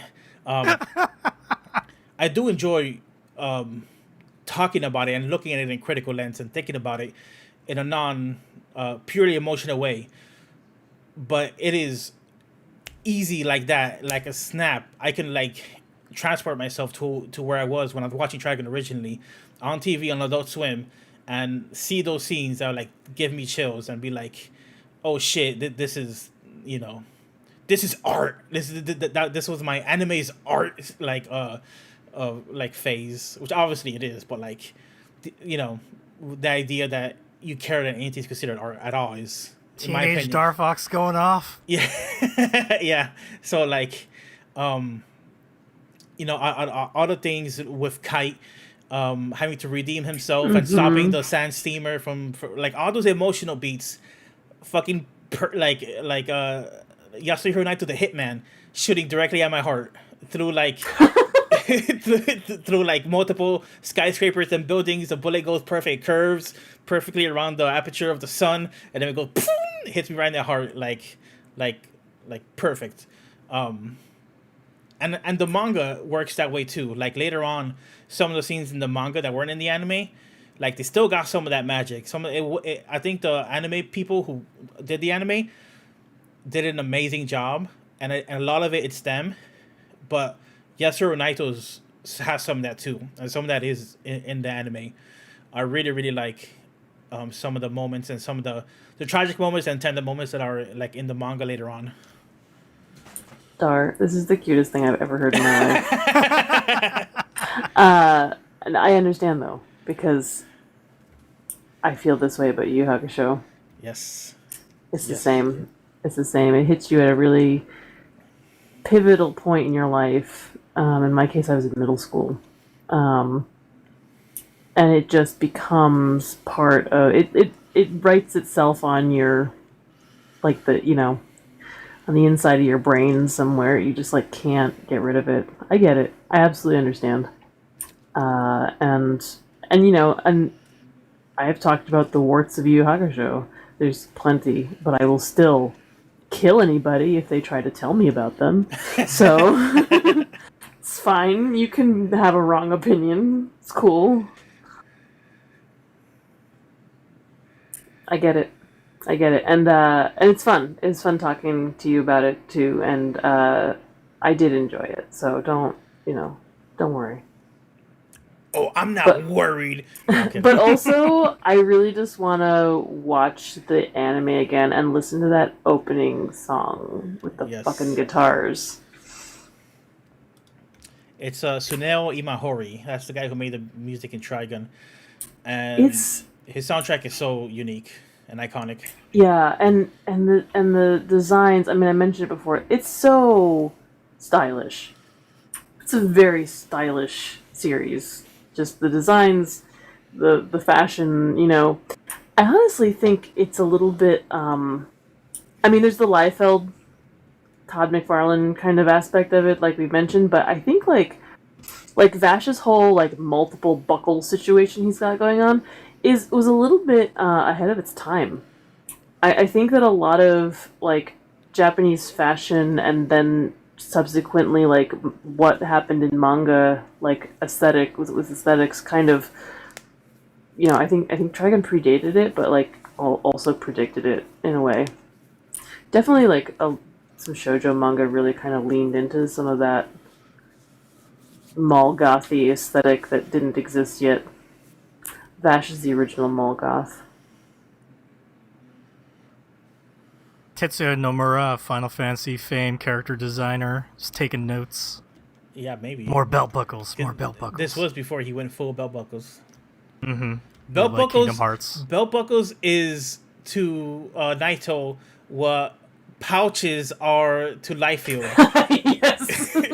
Liefeld had all these fucking random. All his X-Men had 18,000 pouches. They're not even gadget. It's like with Batman, you could get it because Batman uses gadgets. He throws like batarangs and shit. But these are X-Men who shoot fireballs and fuck some. I don't know what the fuck. And for some reason, they got like pouches all over them fucking selves. What do they got in there? Snacks? Or like what are they? Nothing. Fucking belt buckling buckles. It's funny that we've covered both like Dark Fox's, you know, favorite series and Morgana's favorite series. That like take them back. Yes. We have not covered mine, and I don't think we will. Wait, What's yours? Die? Yeah, Die. I would say it's Dragon Quest: The Adventures of Dai. Well, fuck. Cue that shit up, bro. What are we waiting for? We gotta wait till Seamus isn't around. He ain't gonna read that shit. We got 2 more weeks, guys. Come on. we got cram it. We can still rewrite the Maybe in schedule. the future. I'd be interested to know if Seamus has something like that. Nah. Maybe Bleach. Seamus killed all of his gods. Like he doesn't hold anything. He Precious from his youth. he fucking walked Anymore. into the forest all naked, like not carrying anything. All right, we spent way too much time on Trigun alone. We got to move along. About Trigun though, there's another thing I want to mention. No, I'm kidding. Jesus, we still have 2 other things to cover. We do, and they're kind of big. Okay, Morgana, do you want Darfox to pick the next one too? I guess. Yeah, go for it. Tell me what to talk about, Dar. Scum's Wish. Let's make a sandwich of Darfox stuff, and then whatever Scum Wish is. All right, so we have Scum's Wish by Mengo Yokoyari. Japanese title is Kuzu no Honkai. This started in 2012, ran in Big Gun Gun magazine from Square Enix. Is licensed in English by Yen Press, which Morgana works for. Yes, so anything I say about Scum's Wish is my opinion, and my opinion only, does not reflect Yen Press in any way. Yeah. Let's see. We have English localization credits here. Translation by David Rowe Kaplan. Editor Megan Denton and letterer Kelsey Denton. I have some copy here. Kuzu no Honkai. We are the scum of humanity. Hanabi and Mugi are bathed in envious gazes from all around as a beautiful couple with excellent moral conduct. But these 2 apparently perfect people in an apparently perfect relationship share a secret they can't tell anyone. So we did a full retrospective on this manga after it was a suggestion from... who was it? Dar, do you remember? I do not, unfortunately. It was from, oh man, I forget her name. She was from Anime Feminist. Amelia. Yes. Amelia from Anemone Feminist Anemone Menemist. suggested this manga to us to check out. And yeah, we did the full retrospective. We love it, except for Volume 8. That sucks. Decor can go fuck itself. Yeah. I'll always bring that up. But yeah, Morgana, you have heard of this. You sold this to some people when you were working at the book comic store. What did you think of Scum's Wish? It was actually pretty different from what I expected. Yeah. Yeah, so first of all, I want to say, so Mango Yokogari also does the art for Oshinoko. And I will say, and this is not a criticism as much as an observation, her art has really improved. Yes, I would agree. It's nice here, it's perfectly fine, but I've read Oshinoko and her art's really good there. So I thought that was really, it's kind of fun to go back and see that. I was expecting this to be more like Flowers of Evil than it is. Just because I'm expecting teenagers exploring their feelings and their sexuality and being dumbasses, and I'm like, oh god, like, what am I going to expect? But actually, these characters are much more likable. They describe themselves, or at least Hanabi kind of describes them as scum, but they're actually just kids. I mean, they're like dumb kids. They're teenagers, unrequited love. And I kind of want to take Hanabi by the hand and be like, honey, anybody you refer to as Big Brother is absolutely off the table as a romantic interest. Just full stop. I realize he's not your real brother.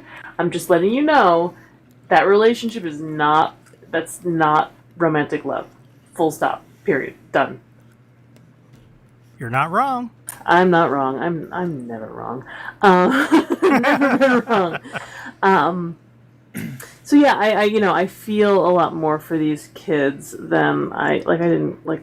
Kids in the Flowers of Evil, they all needed to get kicked in the head. And Oh, they suck. they all suck. But these kids are just, they're just kind of fumbling through life and relationships, and I feel for them. I will say, I feel like suddenly there are a lot of, and it's not sudden, but there are a lot of stories like this with teenagers who are like doing kind of messed up shit because they have big feelings and they don't know how to deal with their big feelings. And I'm like, is this just because a lot of people as teenagers did do fucked up shit and they're trying to like put it on the page? Or is it just like teenagers are an easy, I don't know, because they're the demographic we're writing the magazine for? I don't know. It feels like there's a lot of these kinds of stories, but I do think this one. This is a popular trope that is popular. So, yeah. Okay. Especially for this time. Yeah, I'm not super into the trope. I will say that. That's fair. Yeah, but that said, I do think, as an example of it, this was pretty enjoyable. Like I wasn't like, oh my god, don't do this. This is bad. This is terrible. Like Hanabi and is it Mugi? They get together kind of under false pretenses, and they're like, oh, we're terrible people or whatever. And I'm like, well, but like, it's consensual. You're doing this knowing that what you're doing, and you're the same age, so no problem there. And just because you're fantasizing about somebody else, I mean, it's weird to be fantasized about, but like, it's your personal fantasy as long as you're not like projecting it on anyone. And are they projecting it? Maybe, but again, they're only teenagers, so they're figuring that out. So I was actually pretty like, to some degree, I kind of feel like they're dealing with their unrequited feelings in a kind of healthy way. I mean, it's not great. It's actually kind of good. Yeah, like, I mean, if you gotta do it, at least you're like, again, it's consensual. You're communicating about it. They're not doing crimes. They're not doing drugs. No, they're not even having sex. They said they're not going to have intercourse. I mean, they're making out. They're doing sexual things, but they're not. not like he's gonna knock her up or anything. So like, I don't know. I kind of feel like if you gotta be weirdo about your burgeoning sexuality, like this is the way to do it. Yep. I forgot to mention that. So Morgana, you work for Yen, so you probably got like a book from Yen. Yeah. Mm-hmm. Darfox and I read this on Crunchyroll because very soon in December they're going to remove all their manga. But this was available if you have a Crunchyroll subscription. You can read all of Scum's Wish now. We got in there right as the temple door was closing. We reached out, Yep. put our hat through Indiana Jones style, and read this manga. I will say the Crunchyroll reader sucks ass. Yeah, that's sorry. It's terrible. It's actually a little better than it used to be. It used to be worse because it used to be Flash. Now it's this HTML5 or whatever, but it still sucks. It still sucks. You can't use the left and right on your directional like arrows to like scroll through the page. You must click on the buttons on what Darfox has up on our YouTube feed. It is bad, and on top of that, these page orientations are wrong. It is the wrong side of a split. no.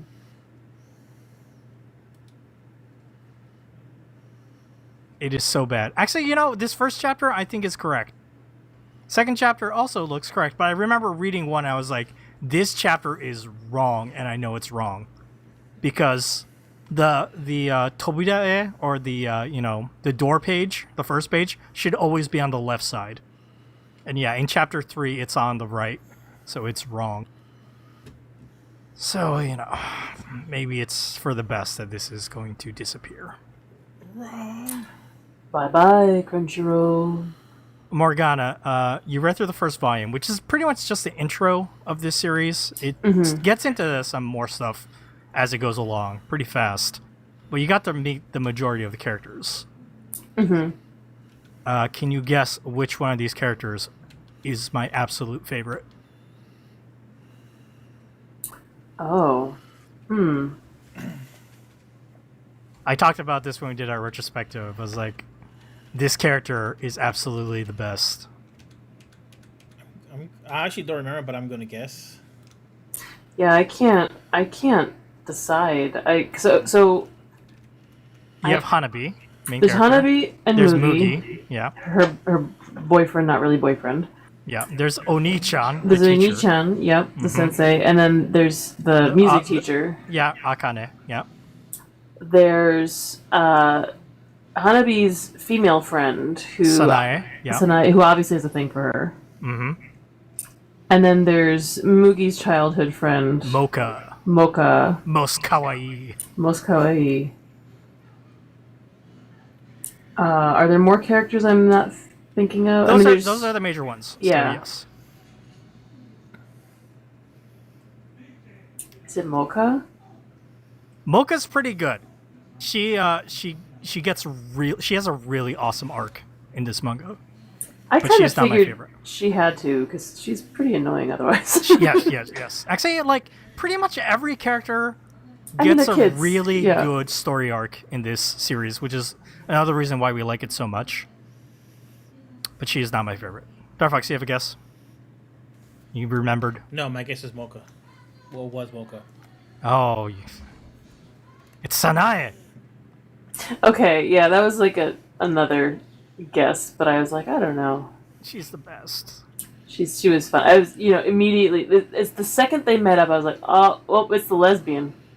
Here she is, Big L. Big L lesbian, and I wished for nothing but the best for her. Yeah. I was like, oh no, we're gonna break her heart, aren't we? Feel that coming on. Maybe. Oh.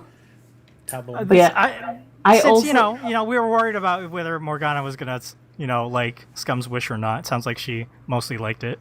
Yeah. I have no objections to it. I also, the first time I read Mugi's name, I thought of Migi.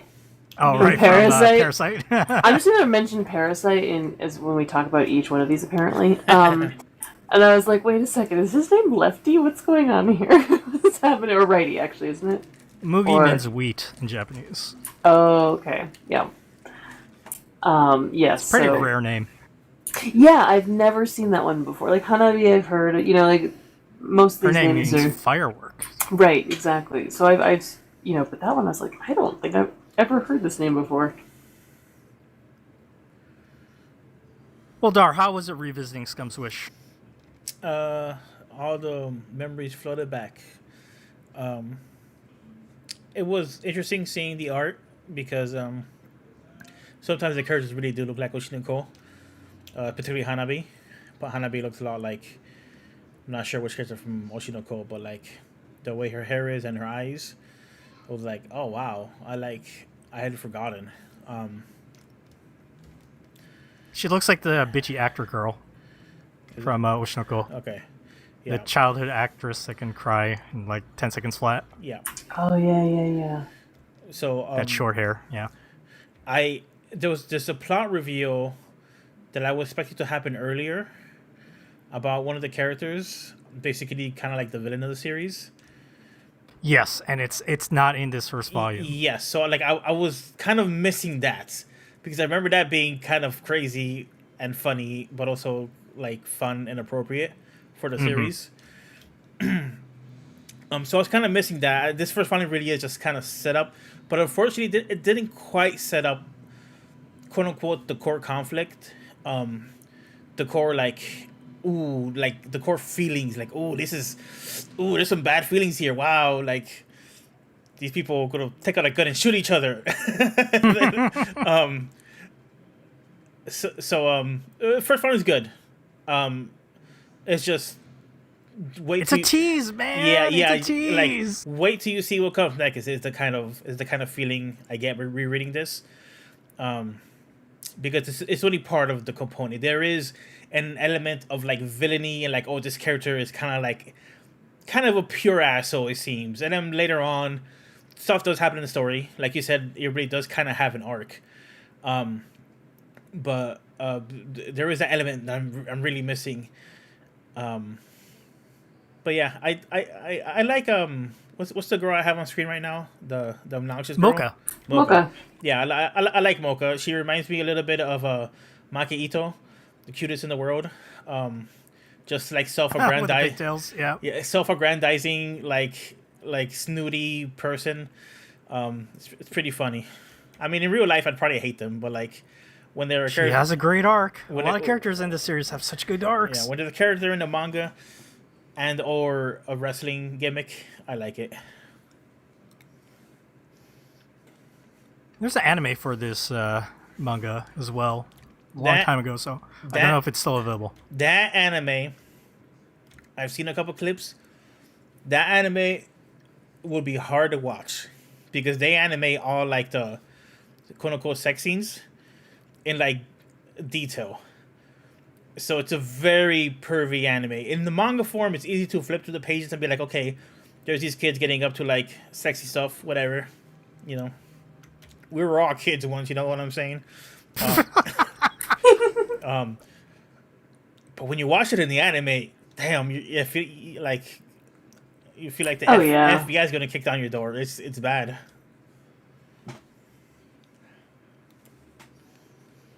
We are watching teenagers, but like Morgana said, it's not like anything. They're not doing anything crazy.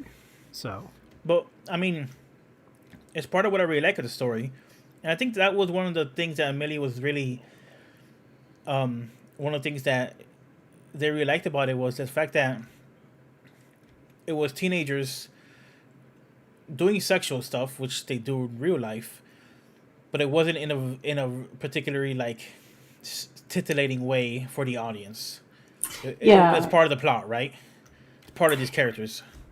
Yeah, it doesn't feel voyeuristic. Whereas like with Flowers of Evil, it was voyeurism, but not just of their sex lives. It was voyeurism of their like complete and utter self-destruction, and it was deeply uncomfortable. You know what I mean? Whereas this is like, it's the story. This is what's happening with their characters. This is the plot. You know, it doesn't feel excessive. It doesn't feel Um, I don't feel gross reading that these teenagers are macking on each other. I mean, of course they're macking on each other. They're teenagers. Fucking you just mentioned it. Flowers of Evil. Flowers of Evil is like when you have those nightmares where like you can't run, where you like, where like there's something. You can't scream. Yeah, something's coming after you. You're like, why the fuck can I run? It's like my feet are in mud or some shit, or like yeah, when you have those dreams where like you're completely ineffectual.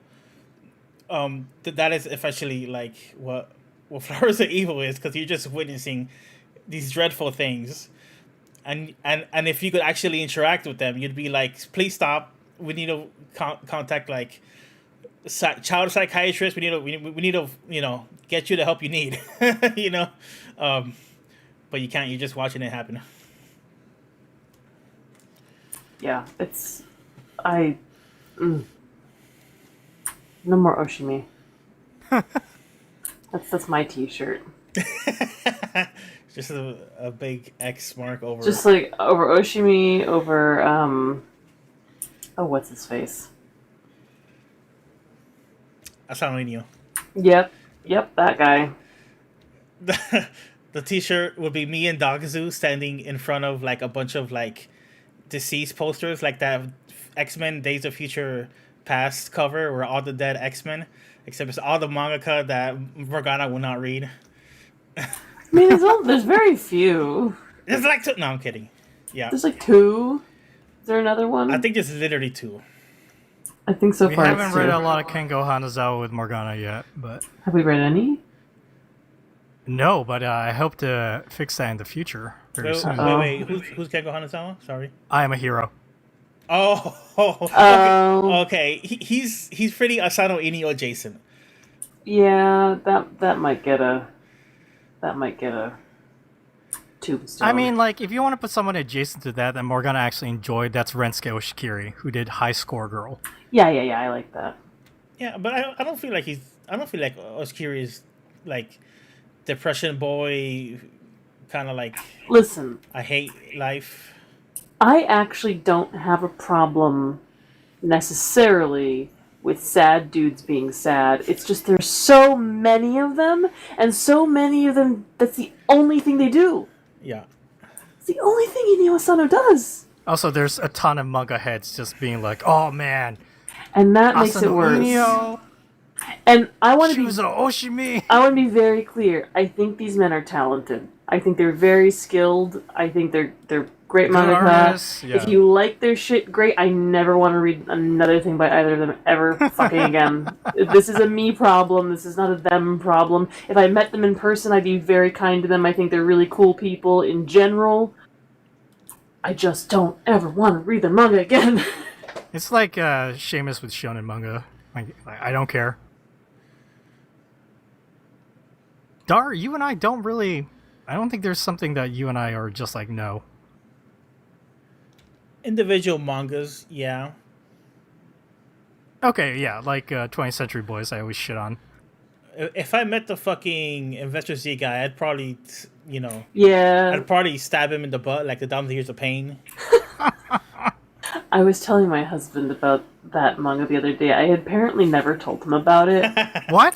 I was talking about. That was years ago at this I point. know. Well, I was talking about like having read Scum and being like, I was worried that I wasn't gonna like it. But anyway, I was like, I have read I have not read very many really bad manga on the podcast, like really, really bad. But have I told you about Investor Z? And he's like, I don't think so. And I probably did mention it at the time, but he didn't remember. I'm telling him about this. In theory, I'm okay with it. Like, in theory, the concept, it's a little bit funny and absurd, fine. It's the delivery is just, the art's not great. I could overlook that. That's fine. We always Not, talk about that one line. Money was invented and people began to trust each other. That, I was just like, it is, I said to him, I go, I want to know what drug they are injecting to feel this way about money and capitalism, because like it's just out of this world nuts. The whole concept is just nuts. So again, and it's not like I haven't read manga with similarly absurd premises or absurd ideas, but this was just beyond the pale. Yeah, Investor Z is maybe the worst manga ever. Well, Scum's Wish is not Investor Z, so It it's is good not. to hear No, that it is you not. yeah, you were worried, but it's good to hear that you found enjoyment in Scum's Wish. And maybe in the future we'll revisit it for a retrospective redux. You can read the whole thing. Yeah, I'd be curious to see what happens next. You can learn why I hate the final volume so much. Yeah, I am curious. I won't give spoilers, but the series originally ended in a way that fans who were reading this manga didn't like. But I thought it was an awesome ending, and it made total sense. It's a fans are wrong situation, where like, I mean, aren't they usually? yeah, Yeah, and then the final volume, Scum's Wish decor, was made to appease them. yeah, they cave, and it was wrong for the characters. A boring volume of manga. It's just like all the sins you can think of. Yep. But yeah, that's a story for another day. It sounds like Scum's Wish is something Morgana would be willing to read more of. Yeah. Very nice. Anything else you want to mention about revisiting Scum's Wish, Star? No, it was a good time. I agree. I wish we read some of the other volumes, though, because that's when there's some really good shit. All right, let's move along to our final volume, because we've been going so long already. We took a look at Hajime no Ippo, Fighting Spirit, a manga by George Morikawa, started back in 1989 and is still ongoing. That's wild. They just put out volume 139 of the tankobon. Absolutely crazy.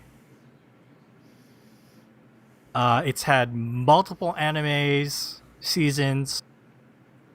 Interesting connection, Morgana, is Tsuneo Imahori, who did the music for Trigun, also did the music for Hajime no Ippo. Oh, I see. I The see where soundtrack this is going. is That banging. is the connection. It is. It's also a manga amazing. that Dark Fox really likes, and that we talked about at the very beginning of this podcast. But, scans no longer. Chapters 1 to 94 are available on K-Manga app, so... And the entire first volume, chapters 1 through 7, are free. So you can read the entire first volume, which is what we did.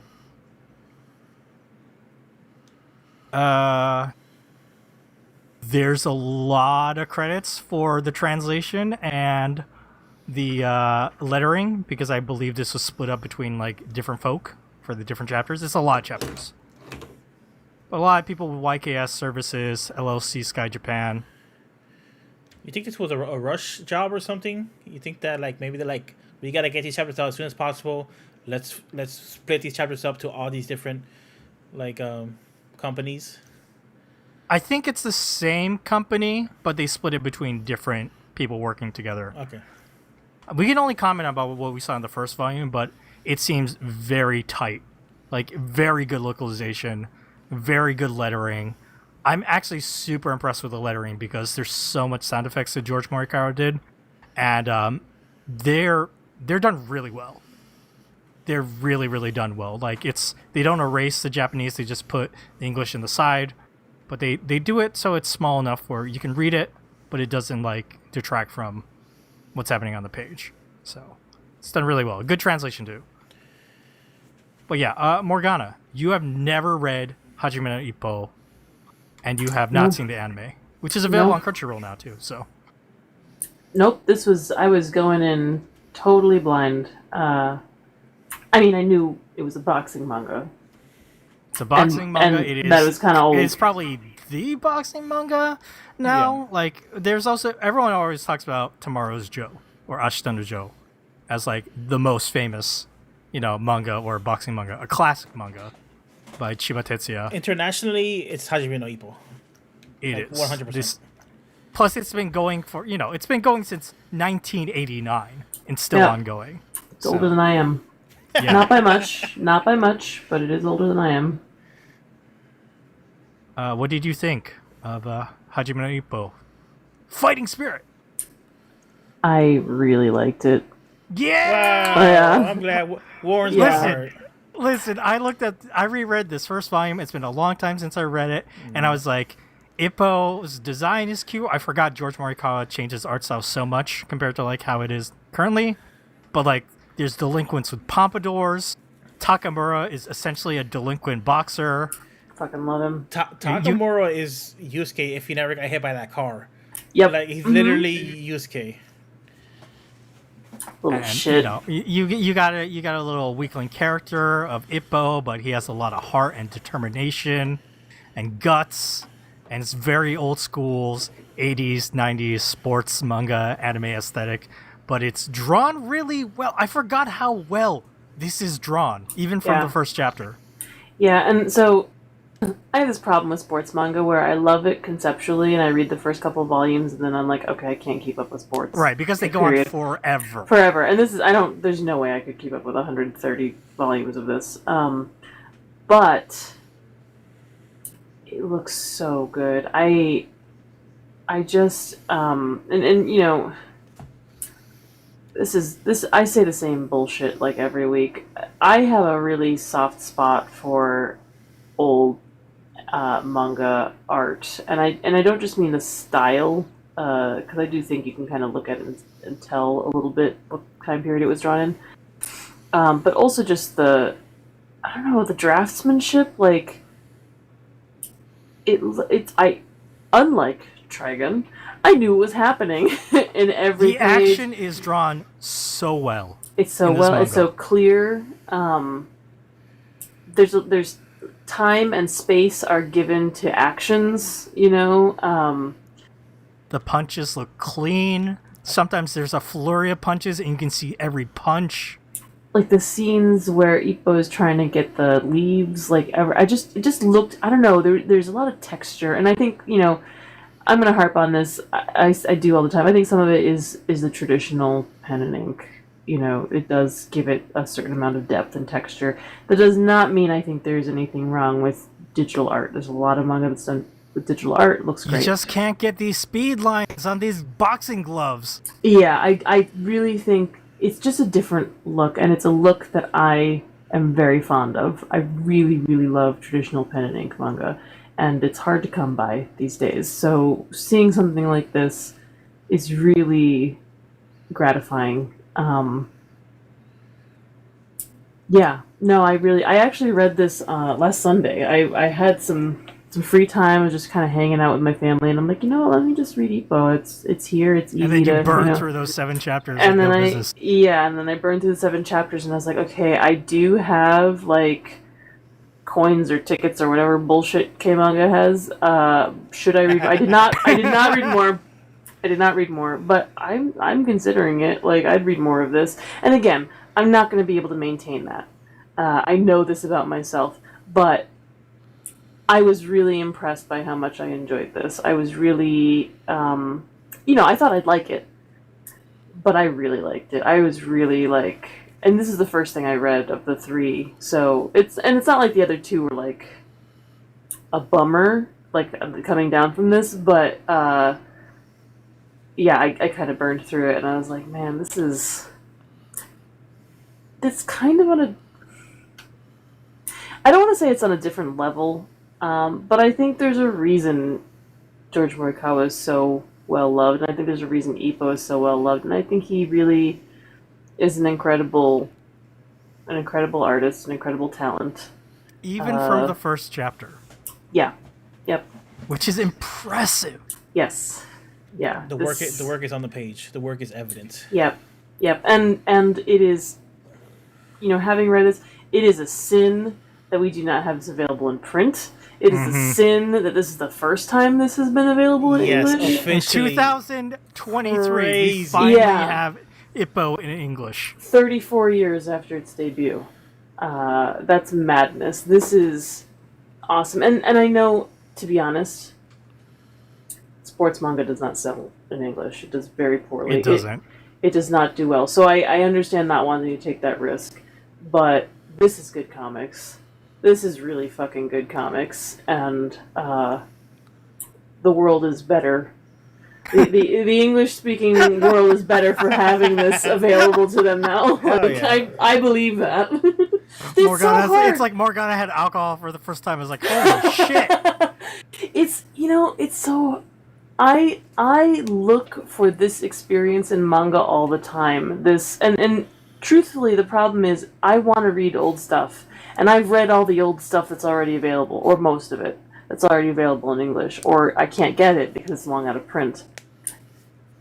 I want more of this. I want more. I want to be able to see, kind of where a lot of today's artists have gotten their inspiration. Because don't tell me that modern mangaka have not read Ippo and loved Ippo. You know what I mean? Like, there's no chance. This is. They definitely have. I want to know, because it's like everybody's going, oh, Junji Ito. Yeah, I love Junji Ito, but I want the stuff that inspired him. He talks about it. He talks about Umez. He talks about Hideshi Hino, and I'm like, okay, why don't we have more Umez and Hideshi Hino in English? Because I want to see that trajectory. I want to see the things that influenced him. I love his work. Where did it come from? You know what I mean? Like, I get it. It's not new and shiny. The Gen Z kids don't care, maybe. Let me tell you something, Gen Z, Gen Alpha. This is comics. This is good. This is good fucking comics. The stuff we read now is also good fucking comics. I mean, again, but this is like, this makes me feel something different than the other stuff we read. And I liked the other stuff we read. It's not, I'm not a boomer, I'm a millennial. A proud millennial. Didn't I just say this manga's older than I am? The Lord. Oh my god. It's good comics. I'm just telling you it's good comics. And I recommend it. I mean, maybe the one negative thing I can say is this is very dated because it came out in 1989. Yeah, and but it's like that's fun the first too. chapter is like, let's talk about, Mike Tyson. Yeah, that was wild too, because that was before Tyson bit off somebody's ear in the ring, right? And bad shit. So. Yeah, he was not great. Fun fact: my family, my parents had a cat who had kittens before I was born, and one of the kittens used to box with the plants, so they named him Tyson. He had these like big paws. Yeah, I believe he died young. Kittens don't always make it. But yeah, his name was Tyson, and so when I think of Mike Tyson, I think of cats first, which is kind of wild. The funny thing is that the anime tones down the Mike Tyson. He's still mentioned, but in the manga, he's given that tape of Tyson knockouts. In the anime, it was just general boxing highlights, and it shows people watching it. It's very sentimental because they have copyright reasons. Yeah. Yeah, but like it shows various boxers, and it shows people like gazing upon them, being like, "Wow, this is a world of strong people. I want to be part of this world." It wasn't just like, check out this fucking guy who could punch your head off. Look at this guy go. Look at this guy go. So like it was, I think the anime had a few small choices, but smart choices in like adapting some of the material, and they made it just like more palatable to like modern tastes. It's funny though. I think boxing really does attract people who could go into a really bad like kind of life. Like, yeah, I just watched this. This is really kind of stupid, but I watch these weird history food videos where it tells you like the history of various foods, and there was an episode on the George Foreman grill. and so it gave you the history of George Foreman, and he was a boxer, and it sounds like he was actually a big asshole before he went into boxing. He was a bully, and he was like getting into kind of petty crime, and then he kind of turned that around by going into boxing, and now he's like he has his own church. He's like a born again Christian. Anyway, there's a lot of characters in Ippo that are exactly like that.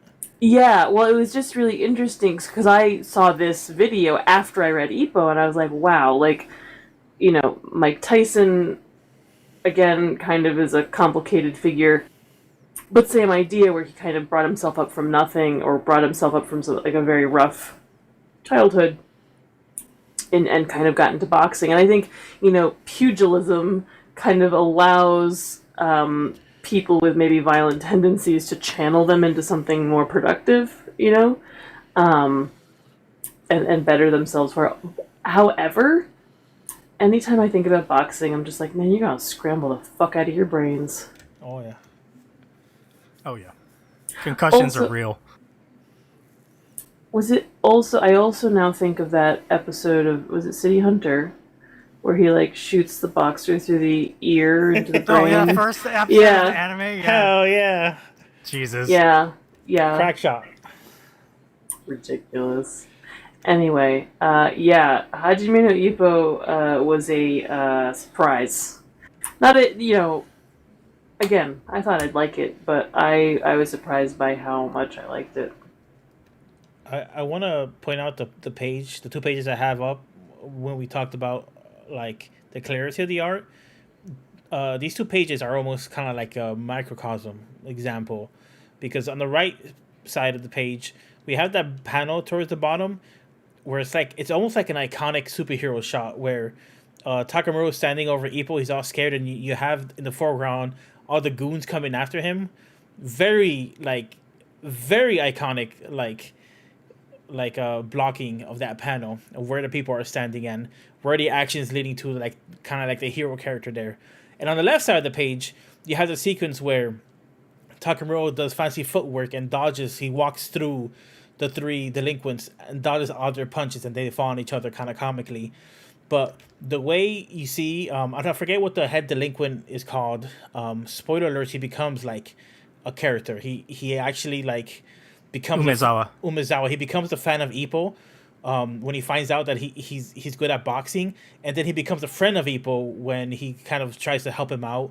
And he really is like the sweetest character in the series, because like a big part of like a big recurring thing in his character arc is that he feels super guilty for bullying Ippo and for saying terrible shit about him and his family, and he always wants to apologize, but he has that like toxic masculinity in him that like it's really embarrassing and hard for him to bring himself just talk about this and just full on approach that part of him, that part of his past. And Ippo is such a pure boy that Ippo just accepts him. He forgot about the bullying. He doesn't care about the bullying. He knows he's like a good boy. So he's always trying to apologize, and he hates himself. He hates himself almost for not being able to apologize than the bullying. And he's like one of my favorite characters in the story. But sorry, I got sidetracked because I like the character so much. In the top right, you see him cocking his fist, and then you see Takamura. They draw him with the whole like that technique where he's getting drawn lighter with like less thick lines because he's starting to move faster.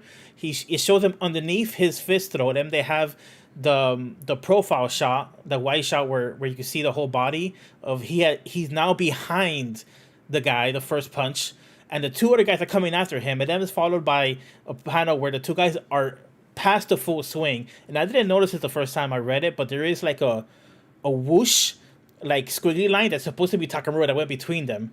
And then in the bottom of the page, you have the panel where he's past all 3 of the delinquents, and they're behind him eating shit on the floor because he just fucking footworked his way through them and didn't get touched. He didn't hit them. He didn't do anything. He just walked through them and dodged all their punches. And of course, Takamura is like being like cocky and just like, breathing hard out of his nose, like he just dealt with something. See, it's perfect. Naito should have been taking notes from George Morikawa instead of Todd McFarlane. Mm-hmm. Okay, but then that wouldn't be the belt buckles. That's probably everybody could be better served by taking a page out of Ippo instead of a page out of Cable.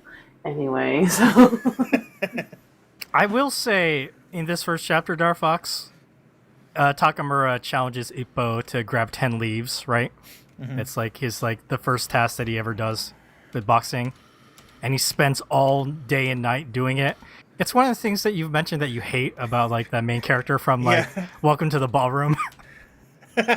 Okay, I will. And also he's like suddenly like he has a good build and he's a heavy puncher even though he hasn't done any sports just because he helps out his mom at the fishing boat.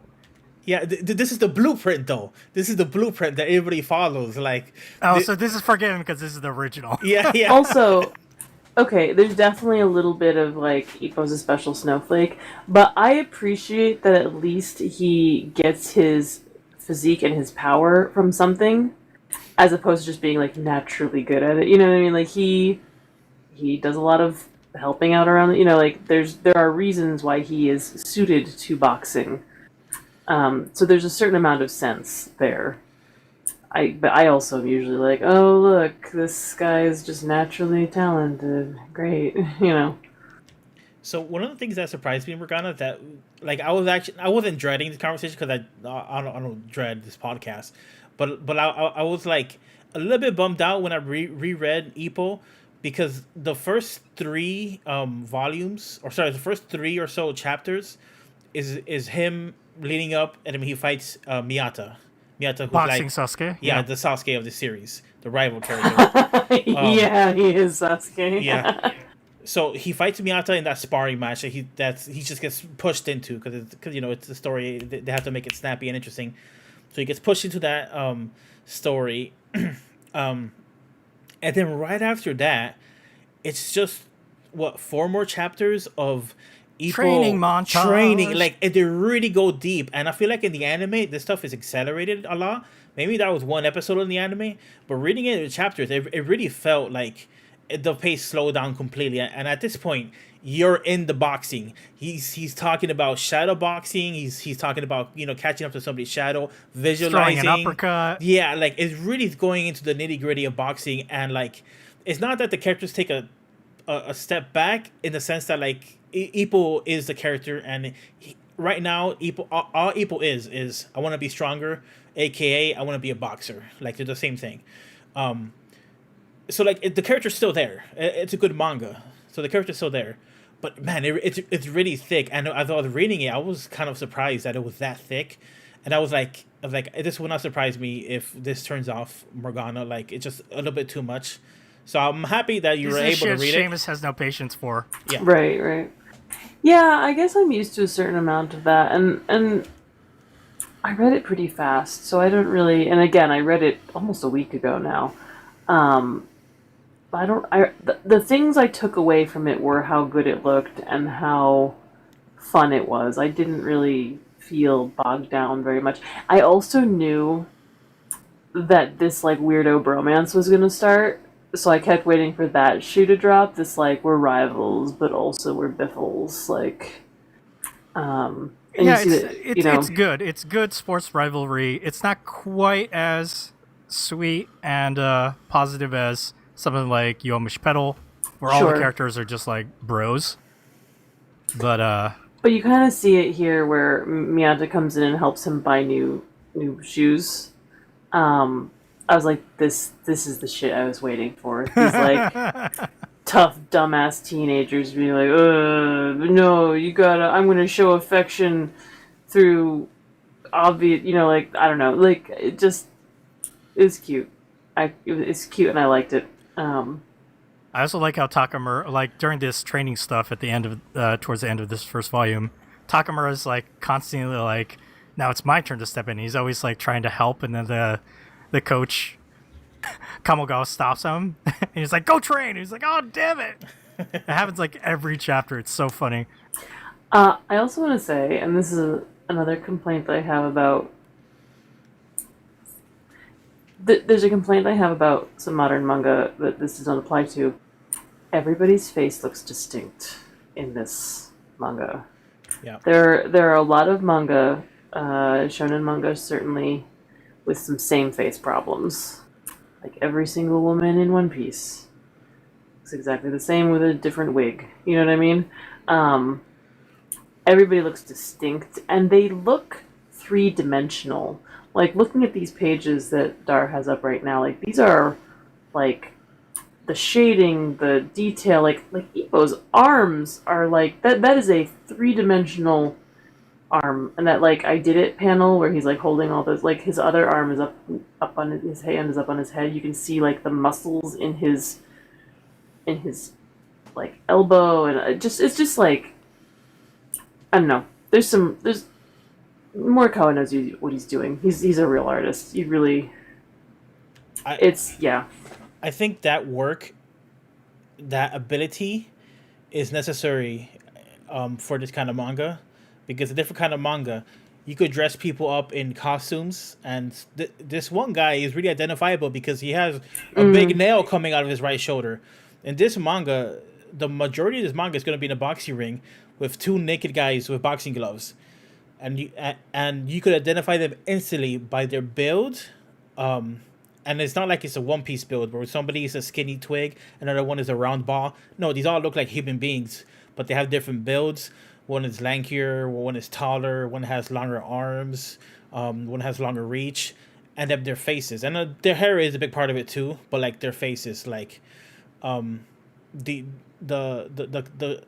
like this manga is so effective because of the way Morikawa is able to project the character in the character design.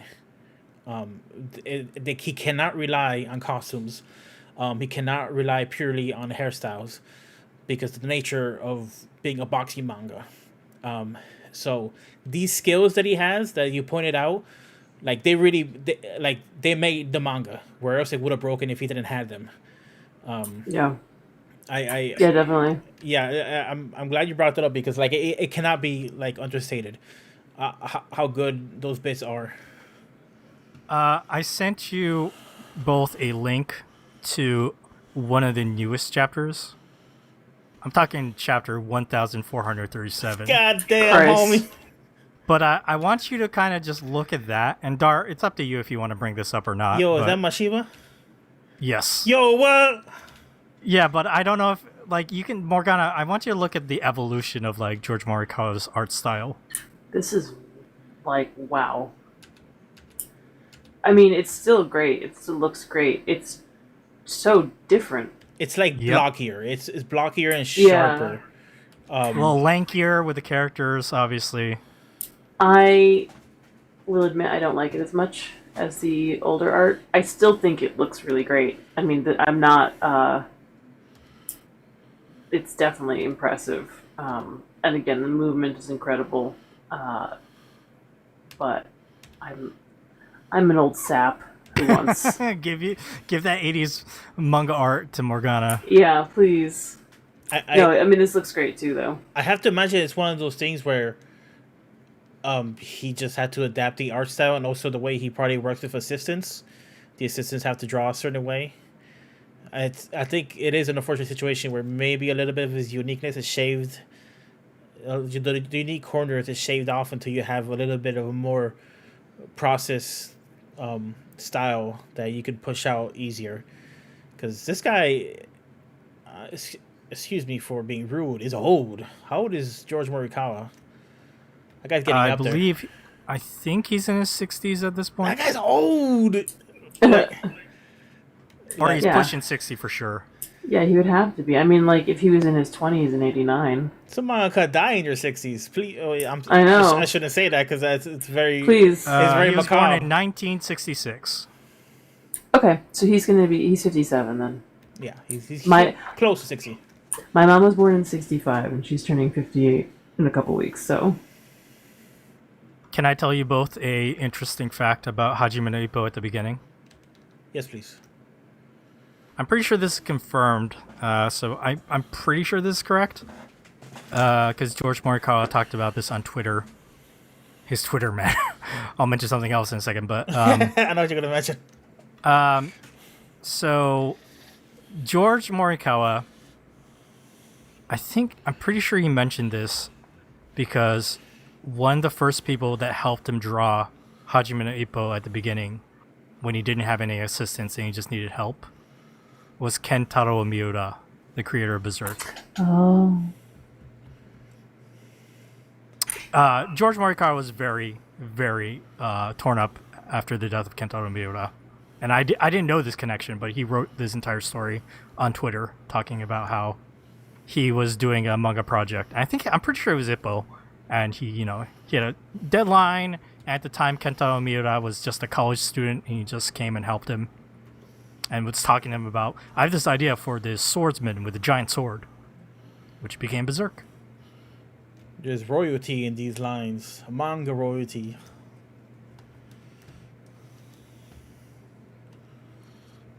George Morikawa is an interesting man. He is a giant of the manga industry. And lots of rumors. I don't know if Morgana remembers an old-ass story when I was talking about Hajime Ippo possibly getting canceled or problems because he didn't want to, do a digital edition of Hajime Ippo with the editors, and he wrote in like the post credit of of a magazine once. It's like, this editor is like, you better watch out, in a haiku or something.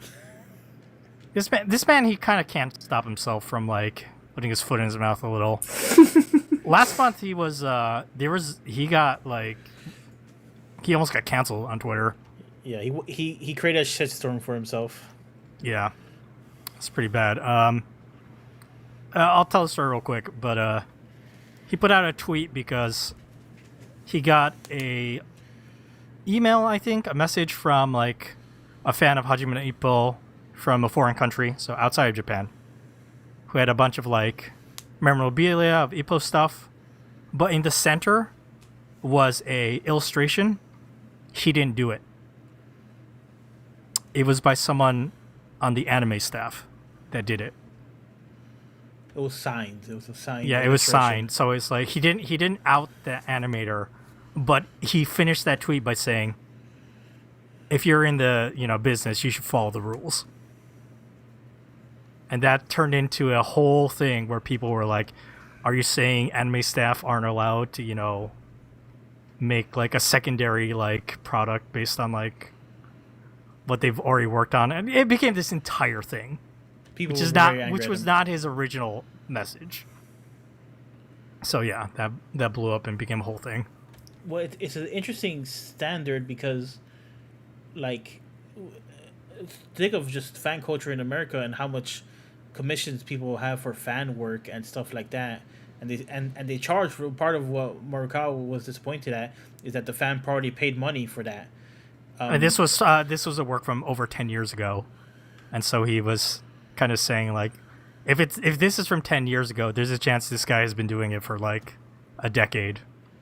And it's basically it should be Morikawa's prerogative who gets signed art off of his characters kind of thing. Like it basically like in Japan, like the ownership of like the manga is a lot more ironclad compared to the States and stuff like that.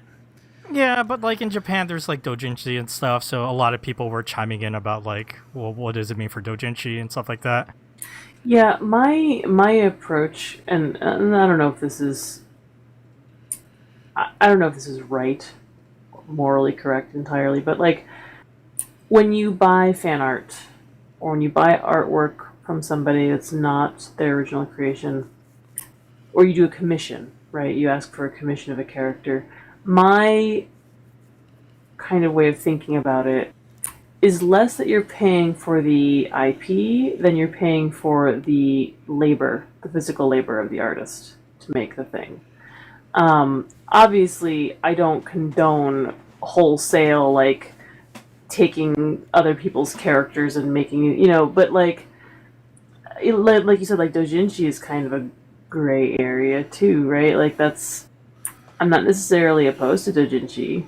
Yeah, it's a gray area. Like basically, George Morikawa's point about like follow the rules was this. He was trying to say this person should have asked him, just like informed him that this is what he was doing, and he was never asked about it, and that's what he was upset about. Which seems a little naive. It's different in Japan, I assume. It's different for professionals working in the manga and anime business. But it does seem kind of naive that somebody would ask, hey, can I, draw this picture of Ippo and sign it and sell it to a fan kind of thing? Well, like, he knew this person through, like, working on the anime stuff, so... So I they think they had a professional relationship, so he would have Yeah. expected that. Yeah, Yeah. I think, but that, of course, that blew out of proportion. Everybody was like, "Were you saying George Morikawa like we're not allowed to do this? Isn't that Yeah. unfair?" So yeah, It's interesting. Sometimes some creators are much more sensitive about how their work is interpreted and used by fans or others. Like, I outside of their remember control. Yeah, and outside of it's their very control. clear. George Morikawa is the type of person who like wants to be in control of his stuff. Yeah, and It's his right. I have mixed feelings about it though too, because and I don't disagree with him necessarily. But I do think when you make a work that affects other people, you have to expect a certain amount of, they say, what is it? Imitation is the fondest form of flattery or whatever. You have to expect a certain amount that people are going to want to surround themselves with this thing, right? If you touch somebody with, like I remember reading Anne Rice, the author of Vampire Lestat and Interview with the Vampire and all those. I remember she made a statement about how she didn't like fan fiction. And the reason was not, because they're her characters, and it's her world, it's her IP, and she owns it, and it's like, okay, fan fiction writers are not making any money off of this. They're enjoying the thing that you made. It's really important to them, so they are expanding on it. And that kind of sensitivity about it is like, I think, like Darv was saying, it's a little naive. It's naive to expect that when people consume something, they're not going to want to then, if it touched them, if it meant something to them, they're going to want to keep thinking about it, keep talking about it, I do think, especially in this case, Morikawa had a professional relationship with this person. Yeah, it was not great that he just went ahead and, or they just went ahead and did this without discussing with him. But like, would he have done the same thing if it had been just like fan art from like a random artist he didn't know? You know what I mean? I wonder about that. There are some creators, and it's not just in Japan, but there's some creators who want to hold real tight to their work, and it's like, you shouldn't be putting out work if you're not. I mean, I feel to a degree that making art is sharing, is a kind of sharing. You know what I mean? You're putting yourself out there, and in that sense, it can feel very complicated or very uncomfortable to see other people taking your stuff or working with your stuff because it is so personal. But I think for other people, it gets very personal too. Yeah, Yeah, I think. Go ahead. Go ahead. I think the best philosophy is for an artist, if they can have it, is they did their part. Now it belongs to whoever cares to engage with their art. You know, it's like it left them to. For example, I think the most famous example is like all the Kirk Spock slash fiction is like the birth of like slash fiction, is the Kirk and Spock stuff, and Leonard Nimoy and William Shatner have said no, like they're not gay. The whole point of it was that this was showing a future where men can be like super affectionate towards each other, and it isn't poo poo. Like it basically trying to create a context of masculinity without toxicity. But we don't live in that world. We live in our world where we see that tenderness, and people see a relationship, and it wasn't, even though it was quote unquote wrong in the sense that none of the people involved with the production of it were thinking it that way. It is practically canon the way people feel about Kirk and Spock, and just like the tenderness. And I don't think there's anything wrong with that, because we live in our world. We don't live in their world. And in our world, Kirk and Spock have a thing going on. You know. And also at the time, so I think what they were going for is great. This idea that you can be affectionate toward other men without it being construed as romantic or sexual. I think that is an important thing. But there is also filling the niche of not enough queer material available in fiction. Honestly, most of the people who are writing that were probably, women anyway. It's not like it's being written by gay men for gay men, but that's also a discussion worth having. Like you found romance here because there's a lack of gay male romance available in fiction, so we kind of have to make it for ourselves, and that's like 99% of male fanfic based on shonen manga on the internet is like, there are no good female characters, there's not enough gay shit here, let's just put this vague gayness in fiction and make it work.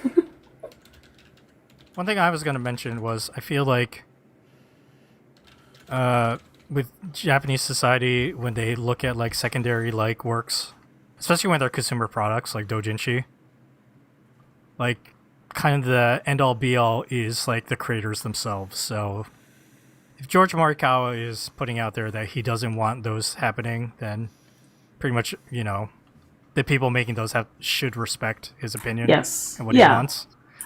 I don't remember, Dar, you might remember this. This was like a couple years back, but it might have been when the third new Evangelion movie was coming out. Mm-hmm. The Evangelion people were like, we're not allowing any creation of secondary like content based on Evangelion right now. I do vaguely remember that, yeah. It was right before one of the comic markets were going, like the big like comic cat. Yeah. Mm-hmm. It was like a week before it, and like people had already submitted their, works. They had already printed like hundreds of copies of like a new Eva book. People already drew it. People already beat off to it. It's all like the horse left the stable. and like the Evangelion people were like, it's not allowed, and it sucked, and people were mad, but they respected what they wanted, so they had to eat that loss, and that seems like something that just kind of comes with the territory of if you're making like secondary like creations. Yeah, and I do think it is important to do right. If you love a work that somebody has made and they are specifically asking you, please don't do this.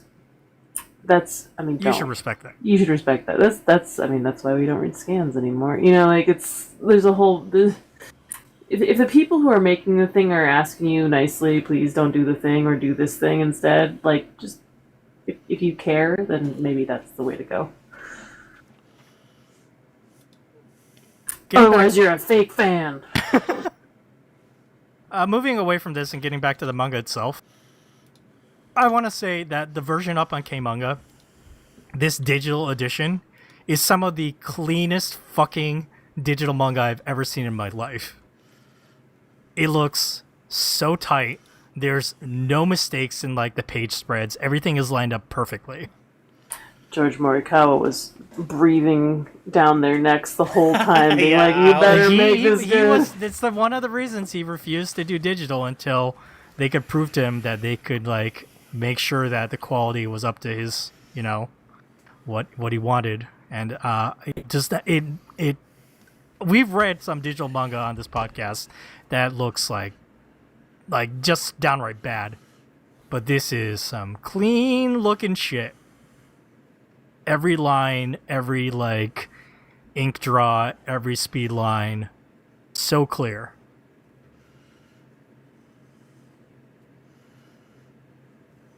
Probably another reason why Morgana was like, "This looks great." Yeah. Yeah, this is the only thing I've read on K-Manga so far, and I'm very impressed. I mean, their whole system is bullshit, but the comic looks good, so that's something in their favor. It's kind of sad that this kind of care isn't taken with every manga.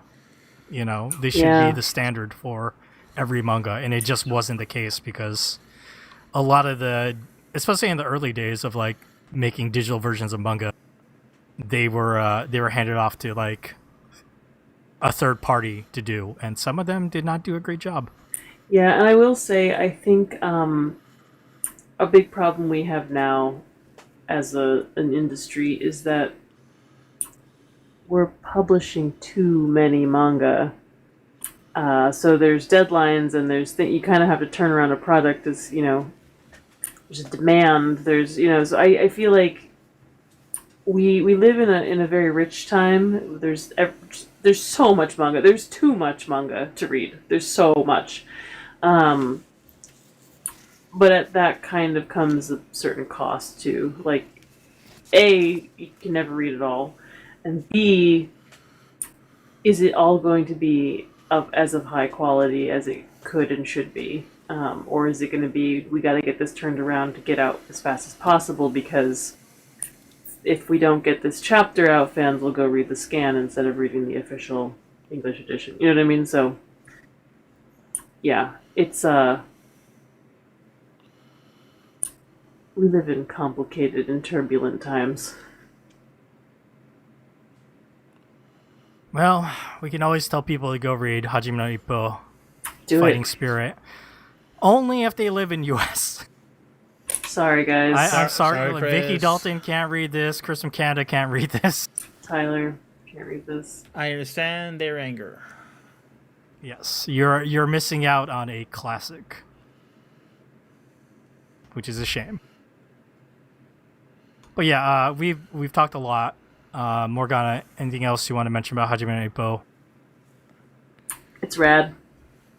Radical. Nice. Yep. That's it. Darfox, you want to mention anything else about revisiting Ippo? No, the only thing I want to say is I don't expect Morgana to catch up to the manga or anything like that. But if you do like the Ippo Jones, consider the anime, because it's not finished either, and it's plenty long. But it might be something you could do with James. Depends. Mm-hmm. And the music and the voice acting, like, is also iconic. Like all like the Ippo voices. Oh, and you didn't get to see Aoki or Temura. Was it Temura? Was that the other one's name? Oh, Kimura and Kimura. Yeah, Aoki. Yeah, Kimura. So Kimura and Tweedledee Aoki. and Tweedledum. Yes, they're like other side characters, but they're constantly featured. They're kind of like B-list boxers, and you see them like try their best to go up the ranks, because Takamura and Ippo become kind of like superstars. Like, they're really good at boxing. They're like the winners, right? But part of the same gym is Aoki and Kimura. And they're not as good, but damn, they got on the gut grind, man. They got They're on that grit. They got a really funny backstory. You see them grow. You see them get better. It feels like you know how damn, my brain is fried. I'm sorry. We've been going for a long time. Yeah. I'm sorry. I'm trying to wrap this up so that we don't go even longer. But clearly I could keep on talking forever about this stuff. Fucking Kurobara. I can't believe I forgot Kurobara's name. Please forgive me. Oh my word. Lord in Jesus Christ. So, Kurobara has his delinquent friends. That they're not featured too heavily. They come up every once in a while, but like, they're really good characters and they're really fun. This manga gives those characters the time of day or the spotlight, because granted, this manga's been going on for 18,000 years, so they have the time, you know. So like, I'm not that old. Yeah, yeah. Okay, I mean, yeah, that's a great point. Actually, that connects to like my one con about Hajime no Ippo, and this has nothing to do with the beginning, because the beginning is amazing. It's gone too long, and it's slowed way the fuck down. Well, And this is another series where I'm like, I really hope George Morikawa lives to finish this. yeah. It's macabre to think that, but I totally understand. It's a legit. He's still concern. young. He's still young. 57 isn't that old. It really isn't that old. Objectively It's speaking, not. it It isn't that is. old. It is when you work in manga, apparently. Although he seems to be doing okay. I mean, he's obviously got His output Got has a slowed down a system. lot. Yeah, that's fair. He's also, I think he owns a boxing gym, and he's like He owns a boxing gym. He does a bunch of things. He has a bunch of hobbies. He recently got into building Gundam because he really got into G Gundam. It's just very cute. Like It's this, adorable. He likes mahjong. He likes fishing. I mean, he puts everything he does in Hajime no Ippo. So you need that. you know, input Osamu for that Tezuka output. passed away at 60. So Yeah, but Tezuka's a madman. he was a madman who overworked himself to death. Yeah. Yeah, I mean, Morikawa does he do anything else? Does he work on any other manga, or is this his thing? Do you know what's funny? George Morikawa refuses to acknowledge any manga he's drawn before Hajime no Ippo, even though he's drawn some things. He always says, "This is the first manga I've ever drawn, and my So- own manga." So if He is this all in. That's, I mean, fair. If this is the only thing he's working on, not that, but that, Tezuka is working on 50 million projects and also running a studio and also doing the anime thing and also not sleeping probably. Despite the fact that he used to be a doctor, he had terrible health. So, and genetics probably weren't in his favor either. I get the impression that if Tezuka went to a mahjong parlor to have a fun evening drinking and like playing mahjong, he would like lash himself like the next day. Like, I wasn't drawing manga that evening, and he was just like break his back up in like repentance. George Morikawa does smoke. I do know this. Yeah, that's like all of those guys, right? He's of that era. Yeah. And smoking, I mean, when I went to Japan in 2007, there was still a lot of smoking. There is. Yeah, it's a very, very common, it's way less common in the States now. They're gonna go those stupid vapes. I would almost rather people smoke cigarettes, frankly. Get cancer the dignified way. Like, come on. Dude, tutti fruity cancer. Your tutti fruity vape juice. So two things I want to mention before we wrap up our Hajime no Ippo talk. Darfox mentioned the anime, which is available on Crunchyroll. That first season is all there. It's a lot of episodes. That first season, It's it's like like 50 70.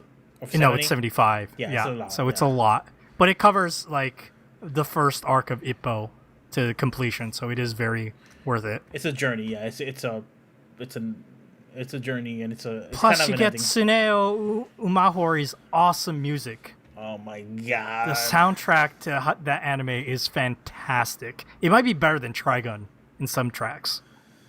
It is so good. It is fantastic. Yeah. Also, you haven't lived unless you've heard like a boxing punch followed by a jet engine sound. Yeah. everybody's boxing punches just have Roar! all the force. Yeah. It's so good. Amazing. What's the other thing I was going to mention about Hajime no Ippo? You mentioned the anime. Talked about the manga. I talked about George Morikawa. Shit, there was one more thing I needed to mention. Crap. Darfox vamp for a second while I rethink. I want to suck your blood. Start eating more Pocky. Open up that strawberry. No, I think I have 2 left for this for the regular chocolate. The banana Pocky there. Here's a Pocky. Scramble for the Pocky. So I guess one negative that I think would not surprise you, Morgana, is that Ippo is very light on the women characters. Yeah, I'm not surprised. There is a love interest, a character that gets introduced. She's pretty, like, she's not a bad character, just not going along with her. She's cute. Ippo likes her. She likes Ippo. They're both too like cutesy and shy to approach each other. There is a boxing reporter who's like a foxy career lady. She's like cool and sexy. Not in a like, super exploitative way, but she's cool and sexy. There is a nurse character that like a lot of people at the gym know, and she's also like sexy, but again not in a super exploitative way. But people like the nurse because she's like, oh my god, I get to hang out with the nurse. Or actually, she might be an actual doctor. Are you talking about Aoki's girlfriend? No. I'm talking about the girl that Oh, right. The doctor. Yeah, you're talking about the doctor. yeah, she wasn't a nurse. Aoki's With the girlfriend. glasses. Aoki's girlfriend is a whole other thing. She's probably the best female character in the fucking manga, bro. So But like, she's a joke character. yeah. She is purposely drawn ugly. But is she ugly though? Like, she might be the most beautiful one of all, though. You know what I'm saying? She's beautiful in the heart. She's a really nice person and very supportive. Damn. You mentioned Ippo's love interest. She's become a comedy character at this point in the current manga. Oh, good. Yeah. Well, she didn't have that much going on to begin with. Like, she's related to some of the other characters, but like, or whatever. And then later on, they introduce another character, a young gun, a young boxer, and he has a sister, and she kind of becomes another character that's kind of floating around. There really is, like, in how many years this manga has been running, there's like 4 female characters, and they're like, they're really slim. Paper thin, yeah. Yeah. So, obvious problem with the manga, obvious critique of the manga. A lot of mangas have it. It doesn't really, just because other manga has this problem doesn't mean that this manga should have the problem. But that is a big blind spot in this manga. All right.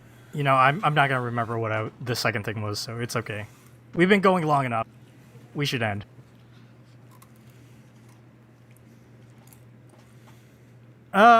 We have reached the end of Morgana's manga makeup. We had a lot of talk. But Morgana, please rank these 3 manga. Alright. Hajime no Ippo is first. Yeah, baby. Yeah. Surprise, I think. Right? Is it?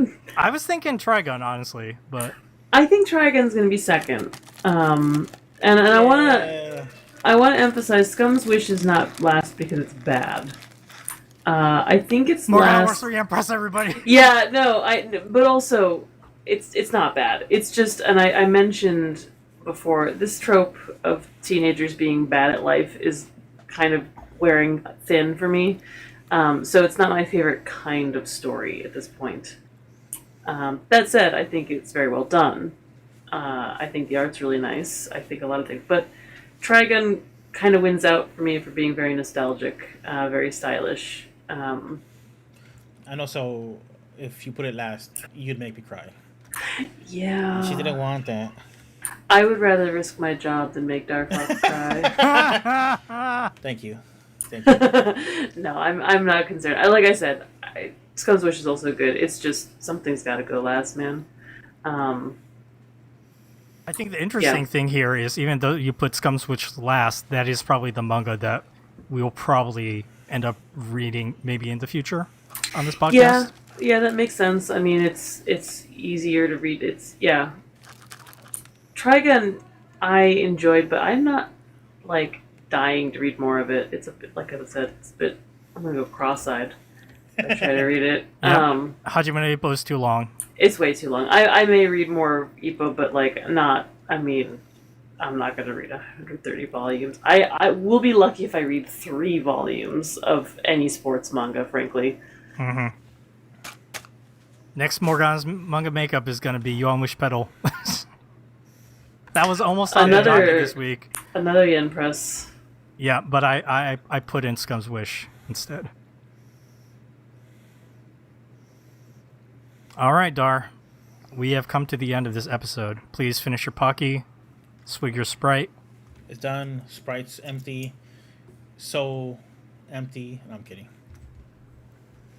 Yeah, we are done. This episode is probably the longest we've done in a long time. Holy crap. Maybe we'll top it next week with Shoujo Showdown. Thank you all. I can't wait. Thank you all for putting up with me.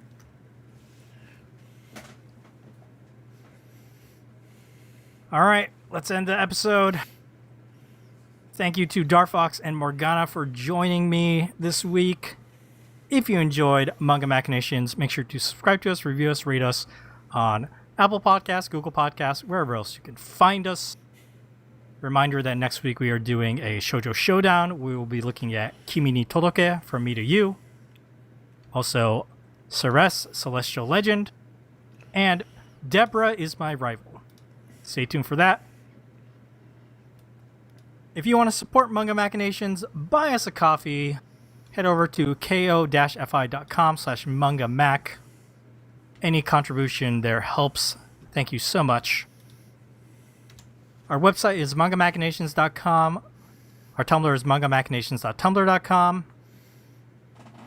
Subscribe to our YouTube channel where we do our live recordings, youtube.com/mangamactv.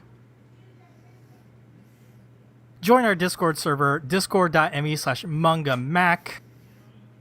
We are still trying to do some Mahjong on Mondays, so we are missing some members. So yeah, come join us. Come play Mahjong with us.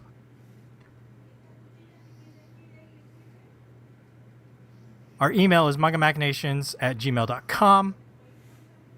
Our social is @MangaMacPodcast. That's Manga MAC Podcast. That's for Twitter, Instagram, Blue Sky, Threads. That's how you'll find us. And you can follow my personal Twitter account @DocZoo. Follow Darfox @Darfox8. And follow Morgana @MorganaRelina. All right, everyone. Thank you so much for listening to us this week. Bye-bye. Much love.